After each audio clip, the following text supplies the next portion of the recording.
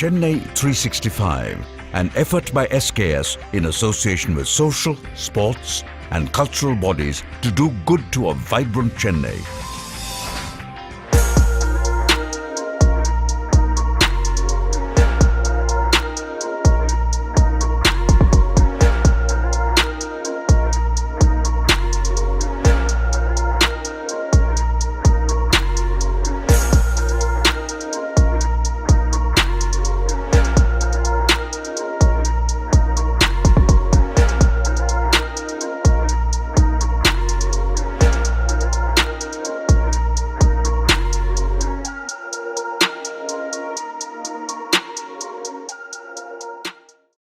அனைவருக்கும் இனிய மாலை வணக்கம். உங்கள் அனைவரையும் இந்த இனிய புத்தாண்டு தொடங்கி 3வது நாளே சந்திப்பேன் என்று அடியேன் நினைக்கவில்லை. அனைவருக்கும் இனிய புத்தாண்டு நல்வாழ்த்துக்கள். இந்த ஆண்டு எல்லா வகையான மன அமைதியும் உடல் நலமும் பிணியில்லா வாழ்வும் நட்பினை மேலும் மேலும் வளர்த்து கொள்ளக்கூடிய ஒரு நல்ல சூழலில் நம்முடைய வாழ்க்கை அமைய வேண்டும் என்கிற நிலையில் வள்ளல் பெருமானின் மிகப்பெரிய வாழ்த்து என்பது எஞ்ஞான்றும் வாழ்க்கையில் மன நிம்மதியாக இருப்பதற்கு ஒரே வழி, எப்பொழுதும் நாம் மகிழ்ச்சியோடு இருந்தால் மன நிம்மதி தானே வரும். இதுதான் வள்ளல் பெருமானுடைய அமுத வாக்கு. அந்த வாக்கிற்கேற்ப நாம் அனைவரும் நல்லதொரு வாழ்வை பெறுவதற்கு 2025 எல்லாம் வல்ல எம்பெருமான் கபாலீஸ்வரருடைய அருளால் எல்லோருடைய இல்லத்திலும் உள்ளத்திலும் மகிழ்ச்சியும் அமைதியும் நின்று நிலைக்க முதலில் உங்கள் அனைவரையும் இந்த இனிய மாலை நேரத்தில் வாழ்த்தி வணங்கி மகிழ்கிறேன். நண்பர்களே, பாரதிய வித்யாபவன் இப்படி உட்காருங்க கார்த்தி. பாரதிய வித்யாபவன் உறவு சுரங்கம் ஸ்ரீ கிருஷ்ணா ஸ்வீட்ஸ், பாரதிய வித்யாபவன் என்கிற சமூக அமைப்பு, உறவு சுரங்கம் என்கிற இலக்கிய அமைப்பு, கிருஷ்ணா ஸ்வீட்ஸ் என்கிற வணிக அமைப்பு, 3 அமைப்புகளும் இணைந்து 2014 இந்த அமைப்பை நாங்கள் உருவாக்கினோம். இந்த 3 அமைப்புகளுடைய ஒட்டுமொத்த பணி என்னவாக இருக்க வேண்டும் என்று கேட்டால், இலக்கிய சிந்தனையை அடுத்த தலைமுறைக்கு கொண்டு செல்வது. எப்பொழுதும் நாம் எந்த துன்பமும் இல்லாமல் வாழ வேண்டும் என்று சிந்தித்தால் மனதை இயல்பாக வைத்துக் கொள்ளக்கூடிய ஜேம்ஸ் ஆலன் சொன்ன எண்ணெய் செதுக்கிய எண்ணங்கள் என்கிற ஒரு அழகிய நூலை MS உதயமூர்த்தி அவர்கள் எழுதினார்கள். அந்த எண்ணெய் செதுக்கிய எண்ணங்களை நாம் படித்தால் நம்மை செதுக்கிய எண்ணங்கள் என்று புத்தக தலைப்பை நம்ம மாற்றிடுவோம். அது மாதிரி ஒரு அற்புதமான நூல் ஜேம்ஸ் ஆலனின் எண்ணெய் செதுக்கிய எண்ணங்கள், MS உதயமூர்த்தி அவர்கள் எழுதிய நூல்.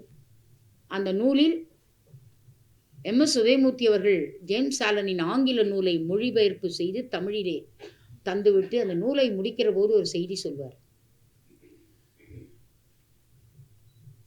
எப்பொழுதும் வாழ்க்கையில் ஒன்றையே சிந்திப்பது, சிந்தித்த அந்த சிந்தனையே செயல்படுத்துவது, செயல்படுத்திய சிந்தனையில் நாம் எப்பொழுதும் வலிமையாக இருப்பது, இதுதான் எண்ணத்தின் வலிமை என்ற ஜேம்ஸ் ஆலன் நமக்கு கொடுத்த இந்த அற்புதமான கருத்து தமிழர்களை போய் சேர வேண்டும் என்பதற்காக நான் தமிழாக்கம் செய்தேன் என்று MS உதயமூர்த்தி அந்த நூலிலே இறுதியாக சொல்வார். நான் எதற்காக இப்போ அந்த கருத்தை தருகிறேன் என்றால், அதுதான் நாயன்மாருடைய வாழ்க்கை. எண்ணத்தில் உறுதியாக இருந்து அந்த உறுதியை வெளிப்படுத்திய உறுதியின் உறுதிப்பாடுகள் வாழ்க்கையில் வரலாறாக மாறும் என்பதற்கு நாயன்மார்கள் ஒரு மாபெரும் சான்று. அந்த சான்றை தமிழ் கூறும் நல்லுலகம் இலக்கியத்தின் வழி பார்க்க வேண்டும் என்பதை விரும்பி அதை இலக்கிய கட்டமைப்புக்கு கொண்டு வந்தார் சேக்கிழார் பெருமான். அதுதான் பெரிய புராணம். ஆக பெரிய புராணம் ஒரு அரிய புராணம், எவ்வகை மக்களுக்கும் உரிய புராணம். யார் வேணாலும் படிக்கலாம், இவங்க தான் படிக்கணும்னு கிடையாது, பாமரனும் படிக்க முடியும். அப்படிப்பட்ட ஒரு இனிய அழகிய இலக்கியம். இந்த இலக்கியத்தை மக்கள் மத்தியில் கொண்டு போய் சேர்க்க வேண்டும் என்ற ஒரு பெரிய ஆசையோடு கலைமாமணி கிருஷ்ணா ஸ்வீட்ஸ் முரளி அவர்கள் இந்த நிகழ்ச்சியை வடிவமைத்து கொடுத்தார்கள். இன்று காலை அவருடைய இல்லத்திற்கு சென்று நான் இந்த நிகழ்வு இன்று மாலை தொடங்குகிறது, புத்தாண்டினுடைய புதிய வடிவமாக தொடங்குகிறது. இன்றைக்கு கணநாத நாயனாரை குறித்து பேராசிரியர் வணக்கத்திற்குரிய வேல் கார்த்திகேயன் பேச வருகிறார். ஆக இந்த நிகழ்ச்சிக்கு தாங்கள் வர முடியுமா, சூழலை பார்த்து நீங்கள் வர கொஞ்சம் முயற்சி எடுங்கள் ஐயா என்று சொன்னேன். முடிந்தால் வருகிறேன் அம்மா கண்டிப்பாக என்று சொன்னார். 1 மாத காலம் இடைவெளிக்கு பிறகு இந்த நிகழ்ச்சி தொடர்வதால் அந்த நிகழ்ச்சியினுடைய தயாரிப்பாளர் கலைமாமணி முரளி ஐயா அவர்கள் அவரிடத்தில் சொல்லிவிட்டு நிகழ்ச்சியை தொடங்க வேண்டும் என்பதற்காக அவர் இல்லத்தில் சென்றிருந்தேன். 31ஆம் தேதியே கலைமாமணி ராமசுவாமி ஐயா அவர்களை வந்து பார்த்து ஜனவரி 3 2வது மாடி நாயன்மார்களுக்குரியது என்பதை நினைவில் வைக்க என்பதை சொல்லிவிட்டு போனேன். அன்பு சகோதரர் ஸ்ரீதர் அவர்களும் புகைப்பட நிபுணர் கலைஞர் திரு தினேஷ் அவர்களும் நம்மோடு உடன் பிறந்த சகோதரர்கள். ஆக அவர்கள் இருக்கிற போது நம்ம பணியை எப்பொழுதும் எளிமையாக செய்ய முடியும். அந்த வகையில் இன்றைக்கு இந்த இனியதொரு விழா மேடைக்கு திரு பார்த்திபன் அசோக் லைலாண்டில் பட்டய கணக்கராக பணியாற்றியவர். இன்றும் அவருடைய பட்டய கணக்கருக்கும் வக்கீலுக்கும் ஓய்வே கிடையாது. அவங்க எப்பொழுதும் அவங்களுடைய சிந்தனையை வந்து சமுதாய மக்களுக்கு தொண்டு செய்வதற்காக கொடுக்க முடியும். அப்படிப்பட்ட ஒரு சார்ட்டர்ட் அக்கௌண்டன்ட் அவர்கள் திரு பார்த்திபன் அவர்கள் தலைமை தாங்க இருக்கிறார்கள். அவர்களை அன்போடு மேடைக்கு வருமாறு அன்போடு அழைக்கிறேன்.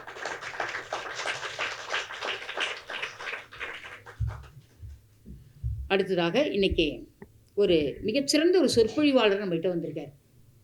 பேராசிரியர் வேல் கார்த்திகேயன் அவர்களை நான் நன்கு அறிவேன். முனைவர் வேல் கார்த்திகேயன் அவருடைய தமிழ் பணி, அவருடைய பேராசிரியர் பணி, அவருடைய சமூக பணி எல்லாவற்றுக்குள்ளும் அவருடைய தமிழ் ஊடுருவி உள்ளே சென்று வரும். அப்படிப்பட்ட ஒரு மிகச்சிறந்த சிந்தனையாளர் அவர் நம்முடைய அரங்கம் வந்திருக்கிறார். தமிழ் பேராசிரியர், காஞ்சி மாமுனிவர் அரசியல் பட்ட மேற்படிப்பு மற்றும் ஆராய்ச்சி நிறுவனம், லாஸ்பேட்டை, புதுச்சேரி, அங்கிருந்து வருகை புரிந்திருக்கிறார்கள். பேராசிரியர்களை மேடைக்கு வருமாறு அன்போடு.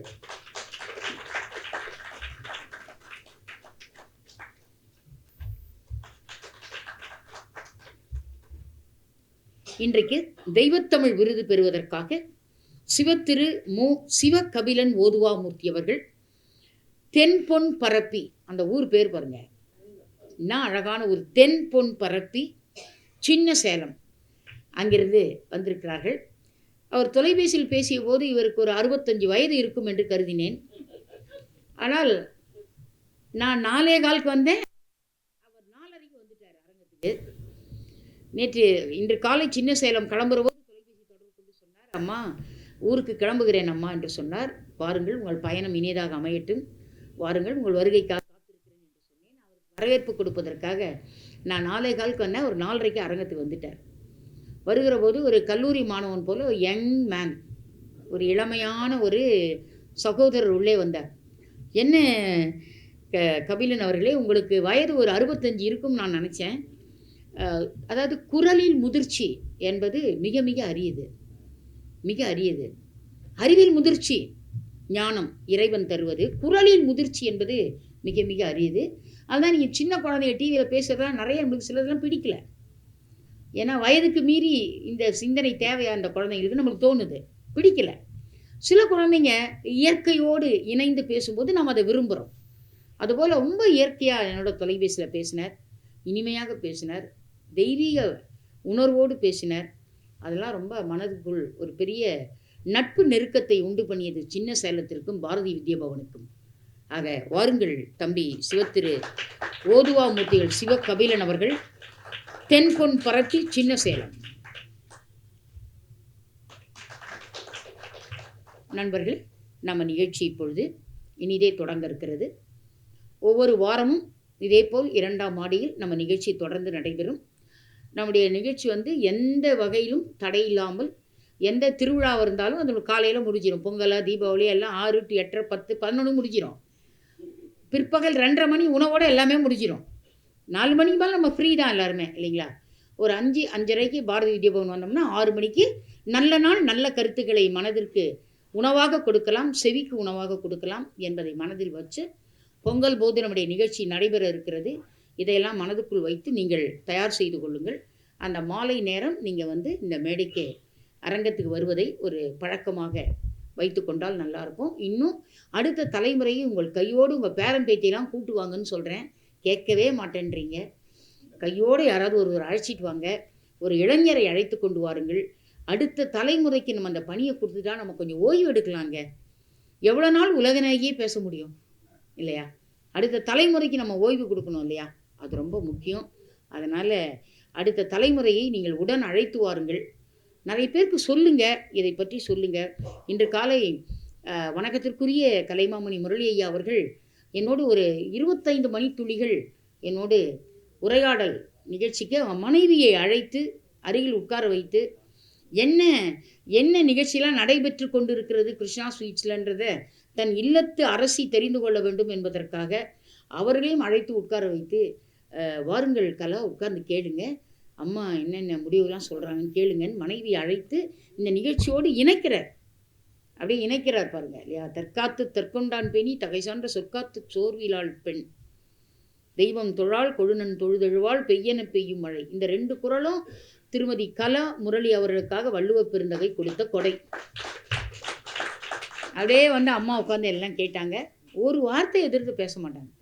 வரும்போது வாங்க வணக்கம் சொல்லுவாங்க, போகும்போது நிகழ்ச்சி நல்லா நடக்க வாழ்த்துக்கள் அப்படின்னு சொல்லுவாங்க. அவ்வளோதான், 2 வார்த்தை தான் பேசுவாங்க. அதாவது பேசுவதற்கு இலக்கணம் கற்பித்த பெண்மணி. அவ்வளோ அழகான ஒரு அவங்க கொடுக்குற அந்த ஒற்றை தமிழ் சொல்லே மனசுக்குள்ளே அவ்வளோ நிறைவாக இருக்கும். அவ்வளோ நிறைவாக பேசி அனுப்புவாங்க.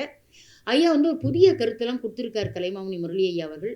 இந்த தெய்வத்தமிழ் 63 இன்றைக்கி 36வது வாரம் இன்றைக்கு நடைபெற இருக்கிறது. நாம் இந்த 63 முடிஞ்ச பிறகு 9 வாரம் தொகையடியார்களை பற்றி ஒரு 9 வாரம் இருக்கிறது. அதையும் முடித்த பிறகு ஐயா அவர்கள் வருடத்திற்கு 10 நாள் தமிழ் உற்சவம் என்று சொல்லி இந்த வாரம் மாதம் அதெல்லாம் வேண்டாம், வருடத்திற்கு 10 நாள் கருப்பொருள் தமிழ் என்று வச்சு அன்பு தமிழ், அறிவு தமிழ், அழகு தமிழ், தெய்வத்தமிழ், ஆக்கத்தமிழ், ஊக்கத்தமிழ், அது மாதிரி ஒரு 12 தமிழ் சொல்லிட்டாரு. இந்த 12 தமிழ் 12 மாதம், 12 மாதம் 10 நாள், ஒரு மாதத்துக்கு 10 நாள் தொடர் சொற்பொழிவு. என்ன ஒரு அழகான ஐடியா பாருங்களேன். அவரை மாதிரி ஐடியா மேக்கர் யாருமே கிடையாது. கிங் மேக்கர் கேள்விப்பட்டிருக்கோம். ஆமாம், கிங் மேக்கர் காமராஜ். இவர் ஐடியா மேக்கர். இவர் அவ்வளோ அழகாக ஐடியா கொடுப்பார், பியூட்டிஃபுல் ஐடியா கொடுப்பார். அதாவது இதனால் என்ற அந்த 2 சொல்லுக்கும் இவன் முடிக்கும் என்றாலும் அதெல்லாம் அப்புறம் இதனால் அந்த 2 சொல்லுக்கு விளக்கமே கலைமாமணி முரளியை அவர்கள் தான். அவ்வளோ ஒரு அற்புதமான ஒரு சிந்தனையாளர். நம்ம நிகழ்ச்சிக்குள்ளே போகலாம். வணக்கத்திற்குரிய சிவத்திருமு சிவகபிலன் ஓதுவாமூர்த்தி அவர்கள் இப்பொழுது திருமுறை பதிகம் பாடல் பாட நம்முடைய நிகழ்ச்சி நீதே தொடங்க இருக்கிறது. இறை வாழ்த்தாக சிவத்திருமு சிவகபிலன் அவர்கள் உங்களை வருமாறு அன்போடு அழைக்கிறேன். செவிகளை திறந்து வையுங்கள். திருமுறை பாடலை கேட்பதற்காக மனம் தயாராக இருக்கட்டும். திருச்சிற்றம்பலம்.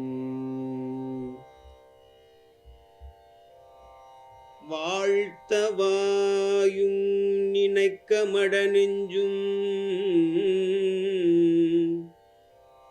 தாழ்த்தச் சென்னியும் தந்த தலைவனை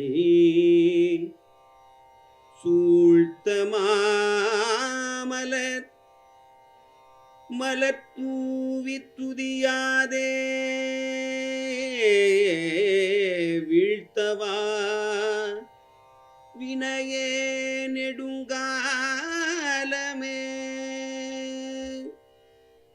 நன்று நாள்தோறும் நம்வினை போயரும் நன்று நாள்தோறும் நம்வினை போயரும் என்றும் இன்பம் தழைக்க இருக்கலாம் என்றும் இன்பம் தழைக்க இருக்கலாம்.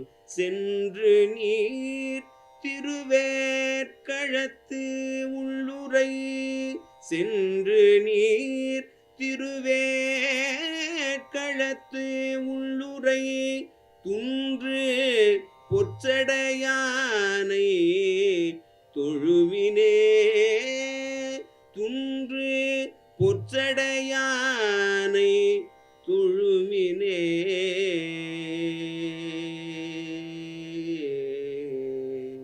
திருச்சிற்றம்பலம். இந்த ஓதுவா மூர்த்திகளுக்கெல்லாம் அந்த குரல் எப்படி தான் கடவுள் கொடுத்தாரு இல்லைங்களா? ஒவ்வொருவர் பாடுகிற போதும் அப்படியே மெய்யை உருக்குகிற ஒரு ஞானம். எல்லாம் இறைவனுடைய அருள் இல்லைங்களா? ஆனால் நம்ம இந்த ஓதுவா மூர்த்திகளை தேடுகிற பயணம் இருக்குது பாருங்களேன், பெரும் பயணமாக இருக்குது. பெரும்பயணம் நெடும் பயணமாக இருக்குது. ஆனால் ஒவ்வொருவரையும் கண்டுபிடித்த பிறகு ஆஹா, இவரை இந்த வரிசையில் கொண்டு வந்தது எவ்வளவு மகிழ்ச்சி என்று எண்ணி பார்க்கக்கூடிய ஒரு ஆற்றலோடு ஓதுவா மூர்த்திகள் நம்முடைய அரங்கம் வருவது மகிழ்ச்சியாக இருக்குது. நம்ம இன்னைக்கு சில முக்கியமான விஐபிலாம் வர இருக்காங்க. அதனால் அவங்க வருவதற்காக நம்ம முதல்ல இப்போ விருது அளிப்பு நிகழ்ச்சியை பார்க்கலாம். தலைமை உரை பிறகு வைக்கலாம். இன்றைக்கு நம்முடைய ஐயா திரு தெய்வ தமிழிசை செல்வர் சிவத்திரு மு சிவகபிலன் ஓதுவா மூர்த்திகள் அவர்கள் இறையருளால் இறைவனால் வரவழைக்கப்பட்டு இந்த பணிக்கு வந்தாரா, அல்லது இவர் இந்த பணித்தான் செய்ய வேண்டும் என்று இறைவனிடம் விண்ணப்பித்தாரா? ரெண்டுமே நடக்கல. இவங்க தாய் தந்தையரும் இவரை இதற்கு நல்வழிப்படுத்த வேண்டும் என்று தாய் தந்தையரும் கருதவில்லை. திடீரென்று இவருடைய கனவிலே எம்பெருமான் தோன்றி சிறு வயதிலேயே ஒரு 13-14 வயது இருக்கும் பொழுதே கனவில் சிவபெருமான் தோன்றி இவருடைய வாழ்க்கை ஓதுவா மூர்த்தியாகத்தான் இருக்க வேண்டும் என்பதை மிக மிக எளிமையாக தெய்வத்தமிழோடு திருமுறை கற்பாய் நீ என்று அவர் கனவிலே ஒரு அசரீரி கேட்டு அதற்கு பிறகு அவர் தன்னைத்தானே வடிவமைத்து கொண்டு எப்படி இந்த தேவார இசையை பண்ணோடு படிப்பது என்று 14-15 வயசில் ஒரு குழந்தை முடிவு எடுக்கிறாருன்னா அது உண்மையிலே இறை அருள் தானே, இல்லைங்களா? எவ்வளோ பெரிய இறை அருள் இருக்கணும். ஸ்ரீ சொர்ணாம்பிகை சமேத ஸ்ரீ சொர்ணபுரீஸ்வரர் திருக்கோயில் கொண்டருளும் தென்பொன் பரப்பி திருத்தலத்தில் ஏன்னா அந்த ஊர் கேட்டவுடனே எனக்கு போனோன்னு ஆசையாயிடுச்சு. ஏன்னா ஒவ்வொரு நாளும் பொண்ணு ஏறிக்கிட்டே போகுது இல்லை. நேற்று 56 இருந்தது, இன்றைக்கி 61 ஆயிடுச்சு, இல்லைங்களா? இன்னும் எதிர்காலத்தில் யாரும் பெண் குழந்தைகளை நகையே போட போகிறதில்ல.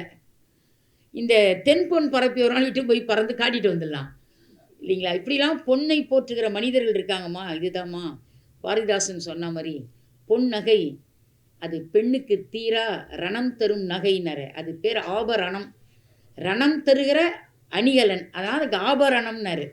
ஆபரணம் என்று சொன்னார், இல்லைங்களா? அதாவது பாரதிதாசனுடைய வைர வரிகள் அது குடும்ப விளக்கில்.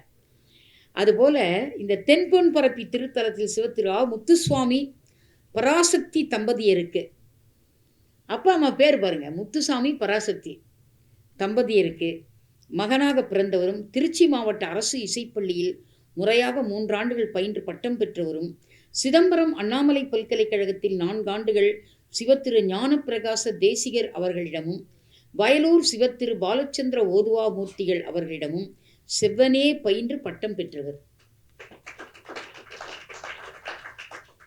இவ்வளோ பட்டம் பெற்றவர் மாதிரி தெரியல அவரை பார்த்தா. நமக்கு அந்த பயனாடைய மேலே போத்தின்றதுனால கொஞ்சம் வயசானவர் மாதிரி தெரியுது, இல்லைங்களா? ஆனால் இவ்வளோ இளமையில் இத்தனை பட்டம் பெற முடியுமா? செவ்வனே பயின்று பட்டம் பெற்றவரும் தஞ்சை தமிழ் பல்கலைக்கழகத்தில் நடைபெற்ற திருமுறைக்கான பல்வேறு வகைப்பட்ட பயிற்சி வகுப்புகள் தொடங்கப்பட்ட போது அங்கேயும் இவர் போய் சென்று திருமுறைக்கான ஓராண்டு பட்டய படிப்பை பெற்றார். அடுத்ததாக ஸ்ரீ சொர்ணபுரீஸ்வரர் திருக்கோயிலில் ஓதுவா மூர்த்திகளாக திருமுறை பணியாற்றக்கூடிய பெரிய அரிய வாய்ப்பை இறைவன் வலிய இவரை அழைத்து சென்றான் போலும். ஆக அந்த ஊரிலே அந்த தென்பொன் பரப்பி திருத்தலத்திலே ஓதுவா மூர்த்தியாக பணியாற்றக்கூடிய வாய்ப்பு கிடைக்கிறது. சிவாலய கும்பாபிஷேக விழாக்கள் என்று சொன்னால் நம்முடைய டெல்டா பகுதிகள் முழுமையும், தஞ்சை கும்பகோணம் பகுதி முழுமையும் சிவாலய கும்பாபிஷேகம் என்றால் அந்த இடத்தில் தவறாமல் ஒரு ஓதுவா மூர்த்தியை அழைக்கப்படுவார். அவர்தான் தெய்வத்திரு மு சிவத்திரு சிவகபிலன் அவர்கள். அவர் அழைக்கப்படுவார்கள். அதாவது இந்த தெய்வத்திருல 2 இருக்கு. ஒன்று மண் உலகத்தை விட்டு சென்றவர்கள், இன்னொரு தெய்வத்திரு தெய்வனே விரும்பி திருவாகி அறிவு செல்வத்தை கொடுத்தவர்கள். ஆக அப்படிப்பட்ட ஒரு சிவத்திரு மு சிவகபிலன் ஓதுவா மூர்த்திகள் அவர்கள் திருமுறை பணிகளை பல்வேறு வகைப்பட்ட அமைப்புகள் பாராட்டி சிறப்பு செய்திருக்கிறது. அதில் ஒரு மிகப்பெரிய பாராட்டி சிறப்பு செய்த அமைப்பு எது என்று கேட்டால், திருவாவடுதுறை நாகை மாவட்டம், தமிழ்நாடு தோற்றம் 14ஆம் நூற்றாண்டு திருக்கைலார பரம்பரை திருவாவடுதுறை ஆதீனம் இவருக்கு தெய்வத் தமிழிசை செல்வர் என்ற பட்டத்தை கொடுத்து பாராட்டியிருக்கிறது. அப்படிப்பட்ட ஒரு அரும்பெரும் சிந்தனையாளர். அவருக்கு நாம் இன்றைக்கு பாரதிய வித்யாபவன் மூலமாகவும் ஸ்ரீ கிருஷ்ணா ஸ்வீட்ஸ் மூலமாகவும் உறவு சுரங்கத்தின் மூலமாகவும் இன்றைக்கு அவருக்கு நாம் தெய்வத்தமிழ் விருது என்கிற விருதினை தமிழ் 63 நாயன்மார் நிகழ்ச்சியில் தருவதை மிகப்பெரிய ஒரு வரமாக அவர் கருதாத நாட்களில் நாம் கருதி அவரை இங்கே வரவழைத்திருப்பது என்பது தெய்வத்தின் அருள் என்று சொல்லி இப்பொழுது அவருக்கு நாம் இந்த பட்டயத்தை வழங்கி சிறப்பு செய்ய இருக்கிறோம்.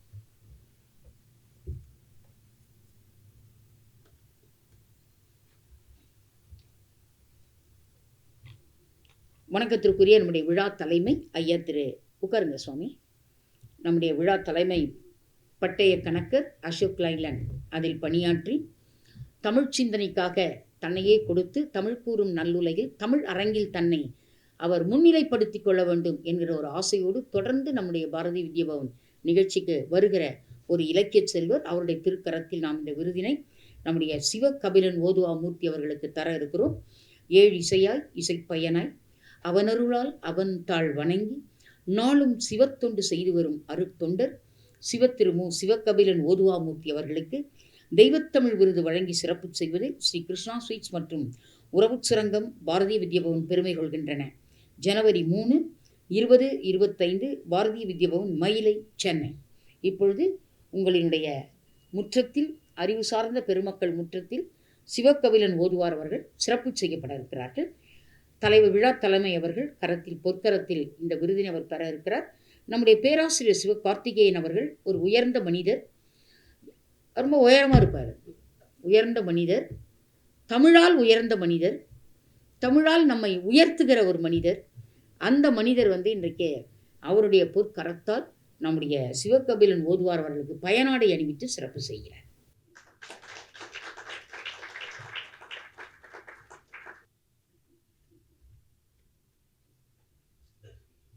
நண்பர்களே, செவிகளை திறந்து வையுங்கள். இப்பொழுது சிவகபிலன் ஓதுவாமூர்த்தி அவர்கள் 5 மணி துளிகள் ஏற்புரை வழங்க வருமாறு பணியன்புடன் கேட்டுக்கொள்கிறேன்.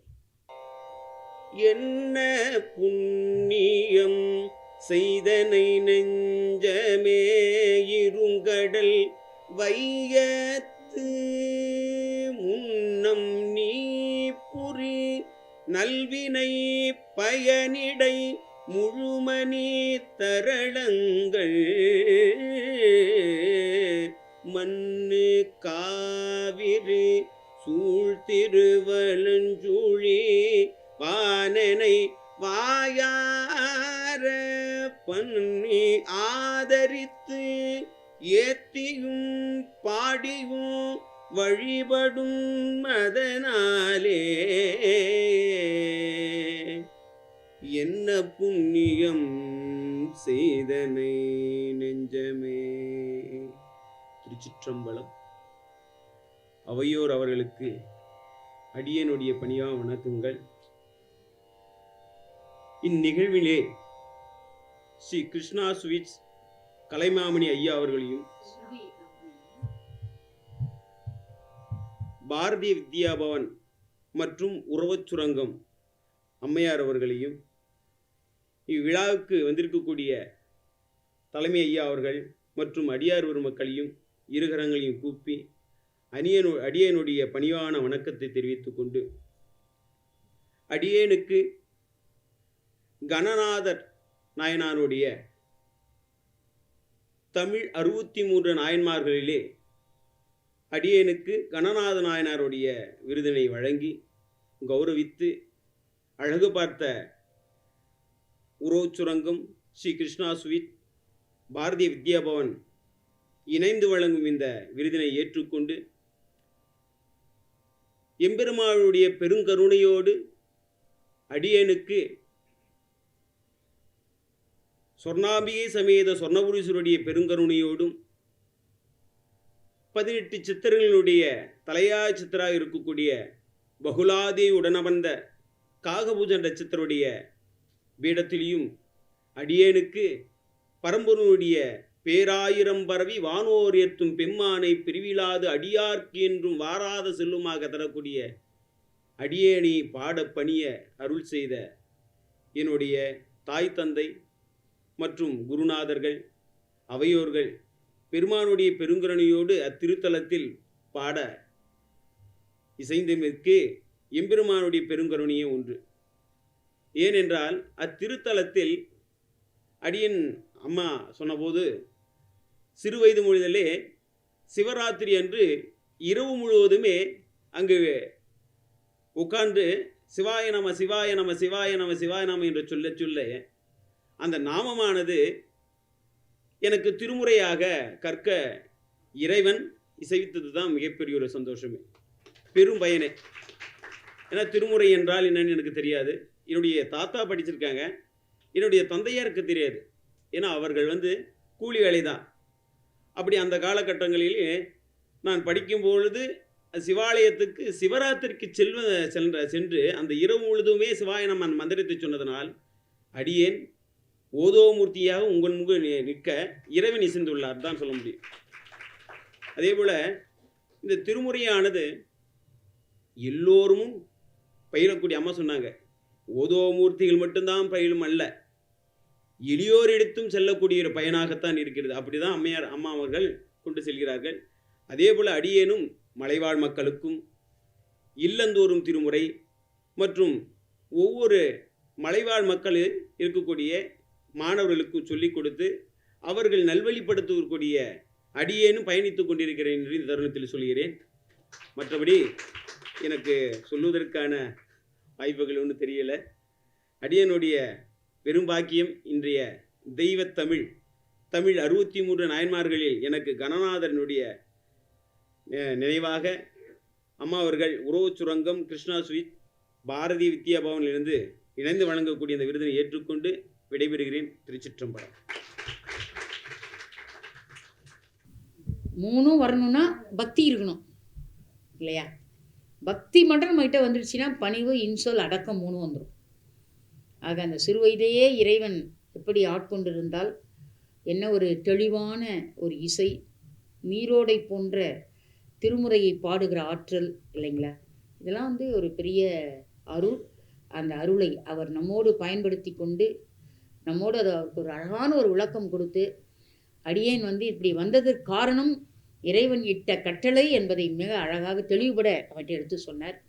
அவர் இன்னும் பல விருதுகள் வாங்க இருக்கிறார், பல விருதுகள் பெற இருக்கிறார். ஏன்னா வாங்க இருக்கிறாருன்னு சொல்லக்கூடாது இல்லையா? ஆமாம், ஏன்னா வாங்கினா ஏன்னா போலீஸில் விற்கிது வாங்கிறது இல்லையா? அதான் நிறைய பேர் அதை வாங்கியே மேற்கொள்கிறதுனால அந்த வார்த்தை வந்தது. பல விருதுகளை பெற இருக்கிறார். ஸோ இப்படி அவருடைய சிந்தனைகள்லாம் எதை காட்டுகிறது என்று கேட்டால் தெய்வத்தமிழை அடுத்த தலைமுறைக்கு தர வேண்டும் என்கிற எண்ணம், நல்ல வலிமையான எண்ணம். நாம் அனைவரும் அவரை பாராட்டி வாழ்த்தி சிறப்பு செய்வோம்.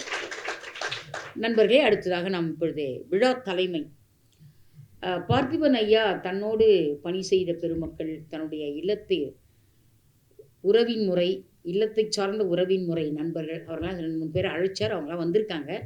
அவங்க வர வருகை கொஞ்சம் காலதாமதமானதால் தலைமை வரையை பின்னால் வச்சோம். அவங்களாம் வந்துட்டோம் அப்படின்ட்டு. அதாவது இப்போ ஒரு சமீபத்தில் சிங்கப்பூரில் ஒரு ஆராய்ச்சி பண்ணியிருக்காங்களாம். 75 வயதிலிருந்து 80 வயது வரை இருக்கிறவர்கள் ரொம்ப மன மகிழ்ச்சியோடு வாழ்ந்து கொண்டிருப்பதற்கு எது காரணம்னா இலக்கிய கூட்டங்கள் காரணம் அப்படின்னு ஒரு ஆய்வு செஞ்சுருக்காங்களாம். இது ஒரு மருத்துவர் செஞ்சுருக்காரு. ஒரு ஆய்வு செஞ்சுருக்காங்களாம். 75 வயதுலேருந்து 80 வயது இருக்கிறவங்க வாரத்துக்கு 2 நாள் இலக்கிய கூட்டத்துக்கு போகிறத மட்டும் அவங்களுடைய பயிற்சியாக பொழுதுபோக்காக வைத்திருக்கிறாங்க. அந்த பொழுதுபோக்காக வைத்திருக்கிற காரணத்தினால் அவர்கள் ஓய்வு பெற்ற ஒரு நிலையிலே இல்லாமல் முதுமை ஒரு வரம் அப்படின்னு நினைக்கிறாங்களாம். முதுமை ஒரு தவம்னு நினைக்கிறாங்களாம். இந்த வரம் தவம் 2 நினைப்பதற்கு காரணம் அதுபோன்ற இலக்கிய கூட்டங்களை அலைகடலுக்கு அப்பால் உருவாக்குறாங்கன்னா தாயக தமிழகத்தில் நாம் எப்படியெல்லாம் உருவாக்கணும் இல்லைங்களா? அதனால் இங்கே வந்திருக்கிறவர்கள் எல்லோருக்கும் இன்றையிலிருந்து அவங்க வயதில் ஒரு 30 ஆண்டுகள் ஆயுள் நீடித்து இருக்க போகிறது என்பதை ஒரு மருத்துவர் முடிவு பண்ணியிருக்கார் சிங்கப்பூரில். அதிலும் நல்ல பணியிலிருந்து ஓய்வறியா உழைப்பில் இருந்தவர்கள் இப்பொழுது ஓய்வாக இருக்கிறார்கள். அந்த முதுமை ஓய்வாக இருக்கக்கூடிய ரிட்டையர்மெண்ட், ஆஃப்டர் தி ரிட்டையர்மெண்ட், அவர்கள் மகிழ்ச்சியாக இருக்கணும்னா வாரத்துக்கு ஒரு நாள் அவங்க இலக்கிய கூட்டத்திற்கு வரணும் என்பதை தன் நண்பர்களுக்கெல்லாம் சொல்லி பரவசப்படுகிற ஒரு தலைவர் தான் ஐயா திரு பார்த்திபன். நல்ல சிந்தனையாளர், நல்ல கைத்தட்டலாம், நல்ல சிந்தனையாளர். பாராமுகங்களுக்கு மத்தியில் எப்பொழுதும் பார்த்திரு முகமாக இருப்பவர் பார்த்திபன். அதனால் அந்த பாராமுக உறவினர்களை கூட அவர் சென்று போய் பார்த்து வாழ்க்கையினுடைய தன்மை எத்தகையது என்பதை 2 வாரத்துக்கு 1 வாரத்துக்கு ஒரு முறை பேசாத உறவினர் வீட்டுக்கு கூட அவர் போய் பேசுவாராம். பேசி அவங்க மனதுக்குள்ள அந்த மகிழ்ச்சியை உண்டு பண்ணி முதுமை ஒரு வரம் என்பதை சொல்லிட்டு வருவாராம். இது மாதிரி அவர் சிறுக சிறுக பயிற்சி எடுத்து நிறைய புத்தகங்களை படித்து நிறைய சிந்தனைகளை தன்னுள் தேக்கி வைத்திருக்கிறார். ஏற்கனவே நம்ம சங்க இலக்கிய தமிழ் ஒரு முறை தலைமை தாங்கினார். இப்பொழுது தெய்வத்தமிழில் தலைமை தாங்க வந்திருக்கிறார். ஐயா அவர்களை பணிவன்போடு அழைத்து மகிழ்கிறோம். நம்முடைய சென்னை கம்மன் கழகத்தினுடைய இணைச் செயலாளர் அவர்கள், துணை செயலாளர் அவர்கள் இப்பொழுது பொன்னாடை அணிவித்து சிறப்பு செய்யுமாறு திரு வழக்கறிஞர் பாலசீனிவாசனுடைய மேடைக்கு வருமாறு அன்போடு அழைக்கிறேன்.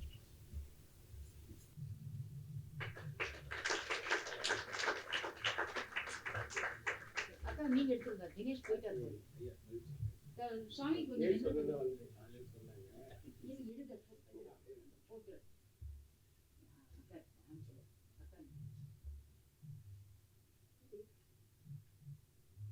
மாட்டுக்கும் மனிதனுக்கும் ஒரு முறை மனவேற்றுமை உண்டானது. நானும் தான் உன்னை போல நாள் முழுவதும் நடக்கிறேன், உழைத்து உழைத்து உருவம் மாறிப்போனேன், எனவே விளைச்சலிலே எனக்கும் சமபங்கு வேண்டும் என்று கேட்டு மாடு ஒரு நாள் சண்டித்தனம் செய்தது. இதனால் வரை ஏற்கலப்பையை மட்டுமே சுமந்து திரிந்த மாடு இப்பொழுது எதிர்கட்சி தலைவராக மாறி எதிர்ப்பு தெரிவிக்கும் என்று மனிதன் எதிர்பார்க்கவில்லை. மாட்டை சமாதானப்படுத்தினான். இனி விளைச்சலிலே முதலில் வருவதெல்லாம் உனக்கு, பின்னால் கிடைப்பது மட்டுமே எனக்கு என்று சொன்னான். மனிதன் இப்படி மனம் மாறி பேசுவான் என்று மாடு எதிர்பார்க்கவில்லை. மகிழ்ச்சியோடு மண்டையை ஆட்டிவிட்டு மறுநாள் வருவதாக போனது. மறுநாள் வந்து சேர்ந்தது. இந்த நாளில் நெற்கதிர்களெல்லாம் அறுக்கப்பட்டது. முதலிலே கிடைத்த வைக்கோலை மாட்டுக்கு போட்டுவிட்டு பின்னால் கிடைத்த நெல்மணிகளை எல்லாம் மனிதன் தானே வைத்து கொண்டான். மாட்டுக்கொன்றும் புரியவில்லை. மனிதன் தன்னை ஏமாற்றுகிறான் என்பதை மட்டுமே புரிந்து கொண்டு விட்ட மாடு இந்த தீர்ப்பை ஏற்றுக்கொள்ள முடியாது என்று சொல்லி மீண்டும் எதிர்வாதத்திலே இறங்கியது. மீண்டும் மனிதன் மாட்டை சமாதானப்படுத்தி மறுநாள் வரச் செய்தான். இந்த நாளில் நெல்மணிகள் எல்லாம் புடைக்கப்பட்டது. முதலிலே எழும்பிய தவிட்டையும் உமியையும் மாட்டுக்கு கொடுத்துவிட்டு பின்னால் கிடைத்த அரிசியை மனிதன் தானே வைத்து கொண்டான். மீண்டும் மீண்டும் மனிதன் தன்னை ஏமாற்றுவதையே கொள்கையாக வைத்திருக்கிறான் என்பதை உணர்ந்து விட்ட மாடு இந்த தீர்ப்பையும் ஏற்றுக்கொள்ள முடியாது என்று சொல்லி எதிர்வாதத்திலே இறங்கியது. மீண்டும் மனிதன் மாட்டை சமாதானப்படுத்தி மறுநாள் வரச் செய்தான். இந்த நாளில் மனிதனை மாடுகள் நம்ப மறுத்தன. எனவே மாடும் மனிதனும் ஒன்றாக சேர்ந்து கொண்டு அரிசியை களைந்து உலையிலே போட்டு தண்ணீரை ஊற்றி கொதிக்க வைத்தார்கள். முதலிலே எழும்பிய கஞ்சி தண்ணியை மாட்டுக்கு கொடுத்துவிட்டு பின்னால் வடித்த சாதத்தை மனிதன் தானே வைத்து கொண்டான். இதற்கு மேலும் மனிதனோடு மல்லு கட்டி கொண்டிருந்தால் மாட்டுக்கு மரியாதை போய்விடும் என்பதை உணர்ந்துவிட்ட மாடு எதிர்வாதம் செய்வதை நிறுத்திவிட்டு ஏற்கலப்பையை நோக்கி எழுந்து போக ஆரம்பித்தது. எதுவுமே நடக்காததை போல மனிதன் அதற்கு பின்னால் போக ஆரம்பித்தான். ஆக மாட்டின் சினத்தை இங்கே மனிதனின் சிந்தனை ஆற்றல் வென்றுவிட்டது. கரைபுரண்டு ஓடக்கூடிய காற்றாற்றின் கரையருகே ஒரு இளைஞன் நிற்பதாக ஓவியத்தை எழுதி அதை 2 கதாசிரியர்களிடத்திலே கொடுத்து கதை எழுத சொன்னார்கள். கதையிலே பறவைகளும் பட்டாம்பூச்சிகளும் இடம்பெற வேண்டும் என்கின்ற குறிப்பை மாத்திரம் கொடுத்தார்கள். முதலிலே ஒரு எழுத்தாளர் வந்தார். எதிர்மறை எண்ணங்களை ஏற்றுக்கொள்ளக்கூடியவர் எழுத உட்கார்ந்தார். இந்த இளைஞன் காதலித்து காதலித்து களைத்து போனவன், வேலை தேடி வியர்த்து நின்றவன், விரக்தியின் விளிம்பிலே நின்றபடி வெட்ட வெளியை வேடிக்கை பார்ப்பவன், ஒன்றுக்கும் உதவாதவனாக இந்த உலகத்திலே உயிர் வாழ்ந்து கொண்டிருப்பதை காட்டிலும் ஓடுகின்ற தண்ணீரில் விழுந்து உயிரை விடுவது மேல் என்கின்ற எண்ணம் கொண்டவனாய் அந்த தண்ணீருக்குள் பாய்ந்தான். இந்த காட்சியை அங்கே கூடியிருந்த பறவைகளும் பட்டாம்பூச்சிகளும் பரிதாபத்தோடு பார்த்தபடி நின்றன. இப்படியாக எழுதி கதையை முடித்தார். அடுத்த ஒரு எழுத்தாளர் வந்தார். நேர்மறை சிந்தனைகளை நேசிக்கக்கூடியவர் எழுத உட்கார்ந்தார். இந்த இளைஞன் துடிப்பானவன், எதையும் அறிவியல் பார்வையோடு சிந்தித்து ஆக்கப்பூர்வமாக செயல்பட நினைப்பவன். பயிருக்கும் பாசனத்திற்கும் பயன்பட வேண்டிய நீர் இப்படி பள்ளத்திலே விழுந்து பாழாகி கொண்டிருப்பதைக் கண்டு பதைபதைத்தான். ஊருக்கும் உழவுக்கும் உதவி செய்ய வேண்டிய நீர் இப்படி உப்பு நீர் கடக்கும் கடலிலே கலந்து காணாமல் போவதைக் கண்டு கவலைப்பட்டான். மனதிலே ஒரு திட்டத்தை எழுதி கொண்டு மாவட்ட ஆட்சித்தலைவரின் அலுவலகம் நோக்கி புறப்பட்டான். இந்த காட்சியை அங்கே கூடியிருந்த பறவைகளும் பட்டாம்பூச்சிகளும் பார்த்துவிட்டு பரவசத்தால் சிறகடித்து பறக்க ஆரம்பித்தது. இப்படியாக எழுதி கதையை முடித்தார். 2 எழுத்துக்களுக்கும் இடையே எப்படிப்பட்ட இடைவெளி பாருங்கள். படம் ஒன்றுதான், பார்வைகள் வேறு. காட்சி ஒன்றுதான், கருத்துக்கள் வேறு. செய்தி ஒன்றுதான், சிந்தனைகள் வேறு. ஆற்றின் குறுக்கே அணையை கட்டி தண்ணீரை தடுத்து தாகத்தை தணிக்கச் செய்தது நேர்மறை சிந்தனை. அதே சமயம் தாழ்வு மனப்பான்மையால் தாக்கப்பட்டு தண்ணீருக்குள்ளே மூழ்கி இறந்து போனது எதிர்மறை சிந்தனை. நேர்மறை எண்ணங்களை நேசிக்கக்கூடியவர்கள் நிமிர்ந்து நிற்கிறார்கள். எதிர்மறை எண்ணங்களுக்கு இடமளிக்கும் எல்லோரும் இருந்த இடம் தெரியாமல் மறைந்து போகிறார்கள். எப்பொழுதுமே மனிதனுடைய செயலை காட்டிலும் அவனுடைய சிந்தனைக்குத்தான் மதிப்பதிகம். பல நாட்களாக ஓடிக்கொண்டிருந்த இயந்திரம் ஒன்று பழுதாகி நின்று போனது. அதை ஆட்டி பார்த்தார்கள், அசைத்து பார்த்தார்கள், தட்டி பார்த்தார்கள், தடவி பார்த்தார்கள், ஓடுவதாக தெரியவில்லை. ஒரு நிபுணரை போய் அழைத்து வந்தார்கள். அவர் ஒரு சுத்தியலை எடுத்து ஒரு போடு போட்டார். பழுதாகி போன இயந்திரம் பழையபடி ஓட ஆரம்பித்து விட்டது. வேலையை முடித்துவிட்டு திரும்பும் போது சுத்தியல்காரர் 1000 ரூபாய் பணம் கேட்டார். ஒரே ஒரு தட்டு தட்டியதற்காக 1000 ரூபாய் என கூடியிருந்தோர் அனைவருமே கொந்தளித்து போய் கேட்டார்கள். சுத்தியல்காரர் அமைதியாக பதில் சொன்னார். தட்டியதற்கு 1 ரூபாய், எங்கே தட்ட வேண்டுமோ அங்கே சிந்தித்து செயல்பட்டவைக்குத்தான் மீதப்படம் என்றார். ஆக மனிதனுடைய செயலை காட்டிலும் இங்கே அவனுடைய சிந்தனையானது உயர்ந்து விடுகிறது. சிந்திப்பதற்கு நேரம் இல்லை என்பது பலருடைய வாதம். இறைவனால் படைக்கப்பட்ட 24 மணி நேரத்திலே 8 மணி நேரம் கட்டாய தூக்கத்திலே கழிந்து போகிறது. பகலிலே கிடைக்கக்கூடிய 12 மணி நேரம் பயணத்திலும் பணிக்கூடத்திலும் பறந்து போகிறது. நடுவிலே அகப்படும் 4 மணி நேரத்திலே 4000 பிரச்சனைகள். இதிலே சிந்திப்பதற்கு ஏது நேரம் என்பது சிலருடைய வாதம். என்றைக்கு மக்கள் தொலைக்காட்சி தொடர்களிலே தொலைந்து போக நினைத்தார்களோ அன்றைக்கே சிறகடித்து பறக்க வேண்டிய சிட்டுக்குருவியை போன்ற இவர்களுடைய சிந்தனைகள் எல்லாம் சிறிய ஒரு பெட்டிக்குள்ளே சிறைப்பட்டு போனது. உயர்ந்த சிந்தனைகள் எல்லாம் சரிந்து சாம்பலாகி சண்டையை ரசித்திடும் சராசரி சிந்தனையாக மாறிப்போனது. வாழ்க்கைக்கு தேவையற்ற வாசகங்களை எல்லாம் வாட்ஸ்அப்பிலே வாசித்து முடிப்பதற்குள்ளாகவே வயதாகி போகிறது. பயணத்தின் போது சிந்திப்பதற்கு பயன்பட்டிருக்க வேண்டிய அந்த பயண நேரம் பண்பலையில் வரக்கூடிய பயனற்ற செய்திகளை எல்லாம் கேட்பதிலேயே பாழாகி கொண்டிருக்கிறது. ஆக சிந்திப்பதற்கு நேரம் இருக்கிறது, நினைப்பு இல்லை, அவகாசம் இருக்கிறது, ஆர்வம் குறைந்து போனது. சரி, சிந்திப்பதாகவே வைத்துக் கொள்வோம். நான் ஏன் சிந்திக்க வேண்டும்? இது சில பேருடைய கேள்வி. நான் ஏன் யோசிக்க வேண்டும்? இதுவும் பல பேர் எழுப்பக்கூடிய கேள்வி. 36% வட்டி தருவதாக சொன்னவர்களுடைய முகவரியை கூட முழுதாய் படிக்காமல் முதலீடு செய்தார்கள் ஃபைனான்ஸ் கம்பெனி என்ற பெயரில். முடிவிலே என்ன ஆனது? 30 வருட சம்பாத்தியம் முழுகி போனது. கோழியை வளர்த்தால் குபேரனாகி விடலாம் என்ற ஒரு கூட்டம் போட்ட கூச்சலை கேட்டு முண்டியடித்து கொண்டு முதல் வரிசையிலே போய் முதலீடு செய்தார்கள் ஹீமு கோழி பண்ணையில். முடிவிலே என்ன ஆனது? முட்டையின் ஓடு கூட முதலீட்டாளர்களுக்கு மிஞ்சாமல் போனது. நான் ஏன் யோசிக்க வேண்டும் என்று கேட்டார்களே, அதற்கு இதுதான் பதில். சரி, சிந்திப்பதாகவே வைத்துக் கொள்வோம். நான் ஏன் அடுத்தவனுக்காக சிந்திக்க வேண்டும்? அதனால் எனக்கென்ன லாபம்? அதனால் எனக்கென்ன பலன்? இந்த உலகத்திலே நாம் செய்யக்கூடிய எல்லா காரண காரியங்களுக்கும் கைமாறை எதிர்பார்த்து காத்திருக்க முடியாது. பாலை தரக்கூடிய பசுவும் பாரத்தை சுமக்கும் காளையும் பலனை எதிர்பார்க்க ஆரம்பித்து விட்டால் அது எதில் கொண்டு போய் முடியும்? ஆலயத்திலே உள்ள அன்னதான உண்டியலிலே அனைவருமே பணம் போடுவதில்லை. ஆனால் அன்னதானத்தை அளிக்கும் போது இவர் காசு போட்டவரா, இவர் காணிக்கை செலுத்தியவரா, இவர் கடவுளின் பெயரால் கைங்கரியம் பார்த்தவரா, இப்படியெல்லாம் யாரும் கணக்கு போட்டு பார்ப்பதில்லை. ஆண்டவன் அளித்திடும் அன்னதானம் அனைவர் தட்டிலும் பொதுவாக போய் விழுகிறது. அன்னை தந்தைக்கு போடும் சோறுக்கு கணக்கு உண்டா? அக்கா தங்கைக்கு செய்யும் சீருக்கு காரணம் உண்டா? அதுபோலத்தான் நம்முடைய சிந்தனை பலருக்கு பயன்படும் என்றால், பாடமாகும் என்றால், பகுத்தறிவை தூண்டும் என்றால் சிந்திக்க வேண்டியது நம்முடைய கடமை. ஆபிரகாம் லிங்கனின் சிந்தனை தான் அமெரிக்க நாட்டின் அடிமைத்தனத்தை ஒழித்தது. அண்ணல் காந்தியடிகளின் சிந்தனை சுதந்திர காற்றை நம்மையெல்லாம் சுவாசிக்க வைத்தது. ராமகிருஷ்ண பரமஹம்சரின் சிந்தனை தான் வீரத்துறவி விவேகானந்தரை வெளி உலகத்திற்கு காட்டியது. விவேகானந்தரின் சிந்தனை அன்னை நாட்டின் ஆன்மீக ஞானத்தை அமெரிக்க நாட்டிலே எதிரொலிக்க வைத்தது. எந்த இடத்திலே விவசாயியின் வேர்வை துளிகள் விழுந்தனவோ அந்த இடம் இன்றைக்கு அதே விவசாயிக்கு சொந்தமாக இருக்கிறது என்று சொன்னால் அதற்கு காரணம் வினோபா பாவேவின் சிந்தனை. கால்நடையாகவே நடந்து காடுமேடுகளை எல்லாம் கடந்து காசு பணம் வைத்திருப்போரின் கதவுகளை எல்லாம் தட்டி அவர்களிடம் இருந்த நிலத்தை எல்லாம் வாங்கி அதை உழுபவனுக்கும் உழைப்பவனுக்கும் உரிமையாக்கினாரே. அந்த உயர்ந்த உள்ளத்திற்கு முன்னால், சேவைக்கு முன்னால், சிந்தனைக்கு முன்னால் இந்த உலகம் சிறியதாகி போனது. வானத்தை நோக்கி எரியப்பட்ட செயற்கைக்கோள்கள் எல்லாம் வானமண்டலத்திலே போய் வட்டமடிப்பதை விட்டுவிட்டு வரிசையாக வங்காள விரிகுடாவில் ஏன் போய் விட வேண்டும் என்று யோசித்தார் ஒரு இளம் விஞ்ஞானி. அந்த சிந்தனையின் தாக்கம்தான் அப்துல் கலாம் என்கின்ற அணுசக்தி ஆய்வாளரை ஆளாக்கியது. வல்லரச நாடுகளை எல்லாம் நம்மை வணங்கி வழிபட வைத்தது. இன்றைக்கு பெண்களுடைய பேச்சுரிமையை பற்றி பேசிக் கொண்டிருக்கிறோம். பெண்களுடைய உயிருக்கு உத்தரவாதம் இருக்கவில்லை ஒரு காலத்தில். கணவன் இழந்த பிறகு அவனுடைய மனைவியையும் அந்த சிதையிலே தள்ளி சாம்பலாக்கி கொண்டிருந்தது இந்த சமுதாயம். உடன்கட்டை ஏறுதல் என்கின்ற வழக்கத்தின் பெயரால் தடாகத்தின் தண்ணீரிலே தவழ்ந்து கொண்டிருந்த தாமரையை தண்டோடு பிடுங்கி தரையிலே எறிந்ததைப் போல் ஆகி போனது அந்த கைம்பெண்களின் நிலைமை. ஒரு கைக்குழந்தையை காப்பாற்ற வேண்டிய கடமையை செய்ய விடாமல் ஒரு தாயை கட்டையிலே ஏற்றி கொல்ல நினைப்பது நியாயம்தானா? பழமையை பாதுகாப்பதாக சொல்லிக்கொண்டு இந்த பாவச் செயலுக்கு பந்தல் போட்டு கொண்டிருப்போரை பார்த்து கொண்டு நிற்பது தர்மம் தானா? யோசித்தார் ஒரு ராஜாராம் மோகன் ராய். புறப்பட்டார், பொங்கி எழுந்தார், போர்க்களங்களை எதிர்கொண்டார், போராட்டங்களை சந்தித்தார். ஒரு வழியாக இந்த பழக்கத்தை இந்த சமூகத்தை விட்டே ஒழித்து கட்டினார். இன்றைக்கு கணவனை இழந்த கைம்பெண்கள் எல்லோரும் உலகத்திலே உயிரோடு உலாவிக் கொண்டிருக்கிறார்கள் என்று சொன்னால் அதற்கு உடன்கட்டை ஏறும் பழக்கத்தை ஒழித்திட்ட ராஜாராம் மோகன் ராய் போன்ற சமூக சீர்திருத்தவாதிகளின் சிந்தனையும் ஒரு காரணம்.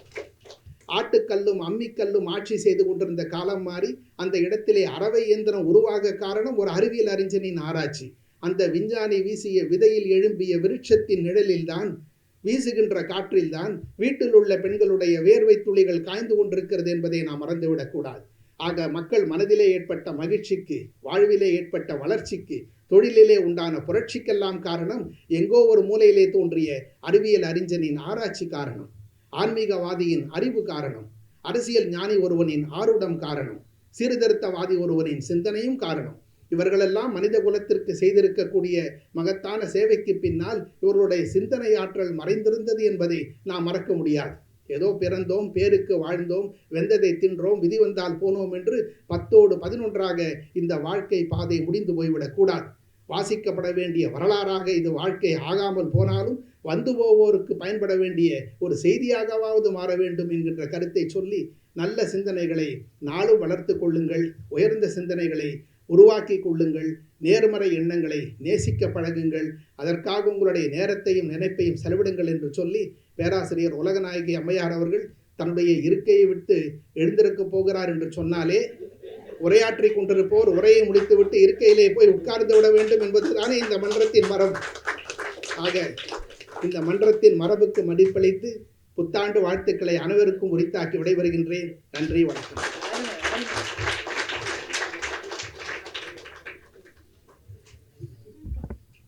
அப்படியே சும்மா குற்றால அருவி கொட்டியது போல் இருந்தது அல்லவா?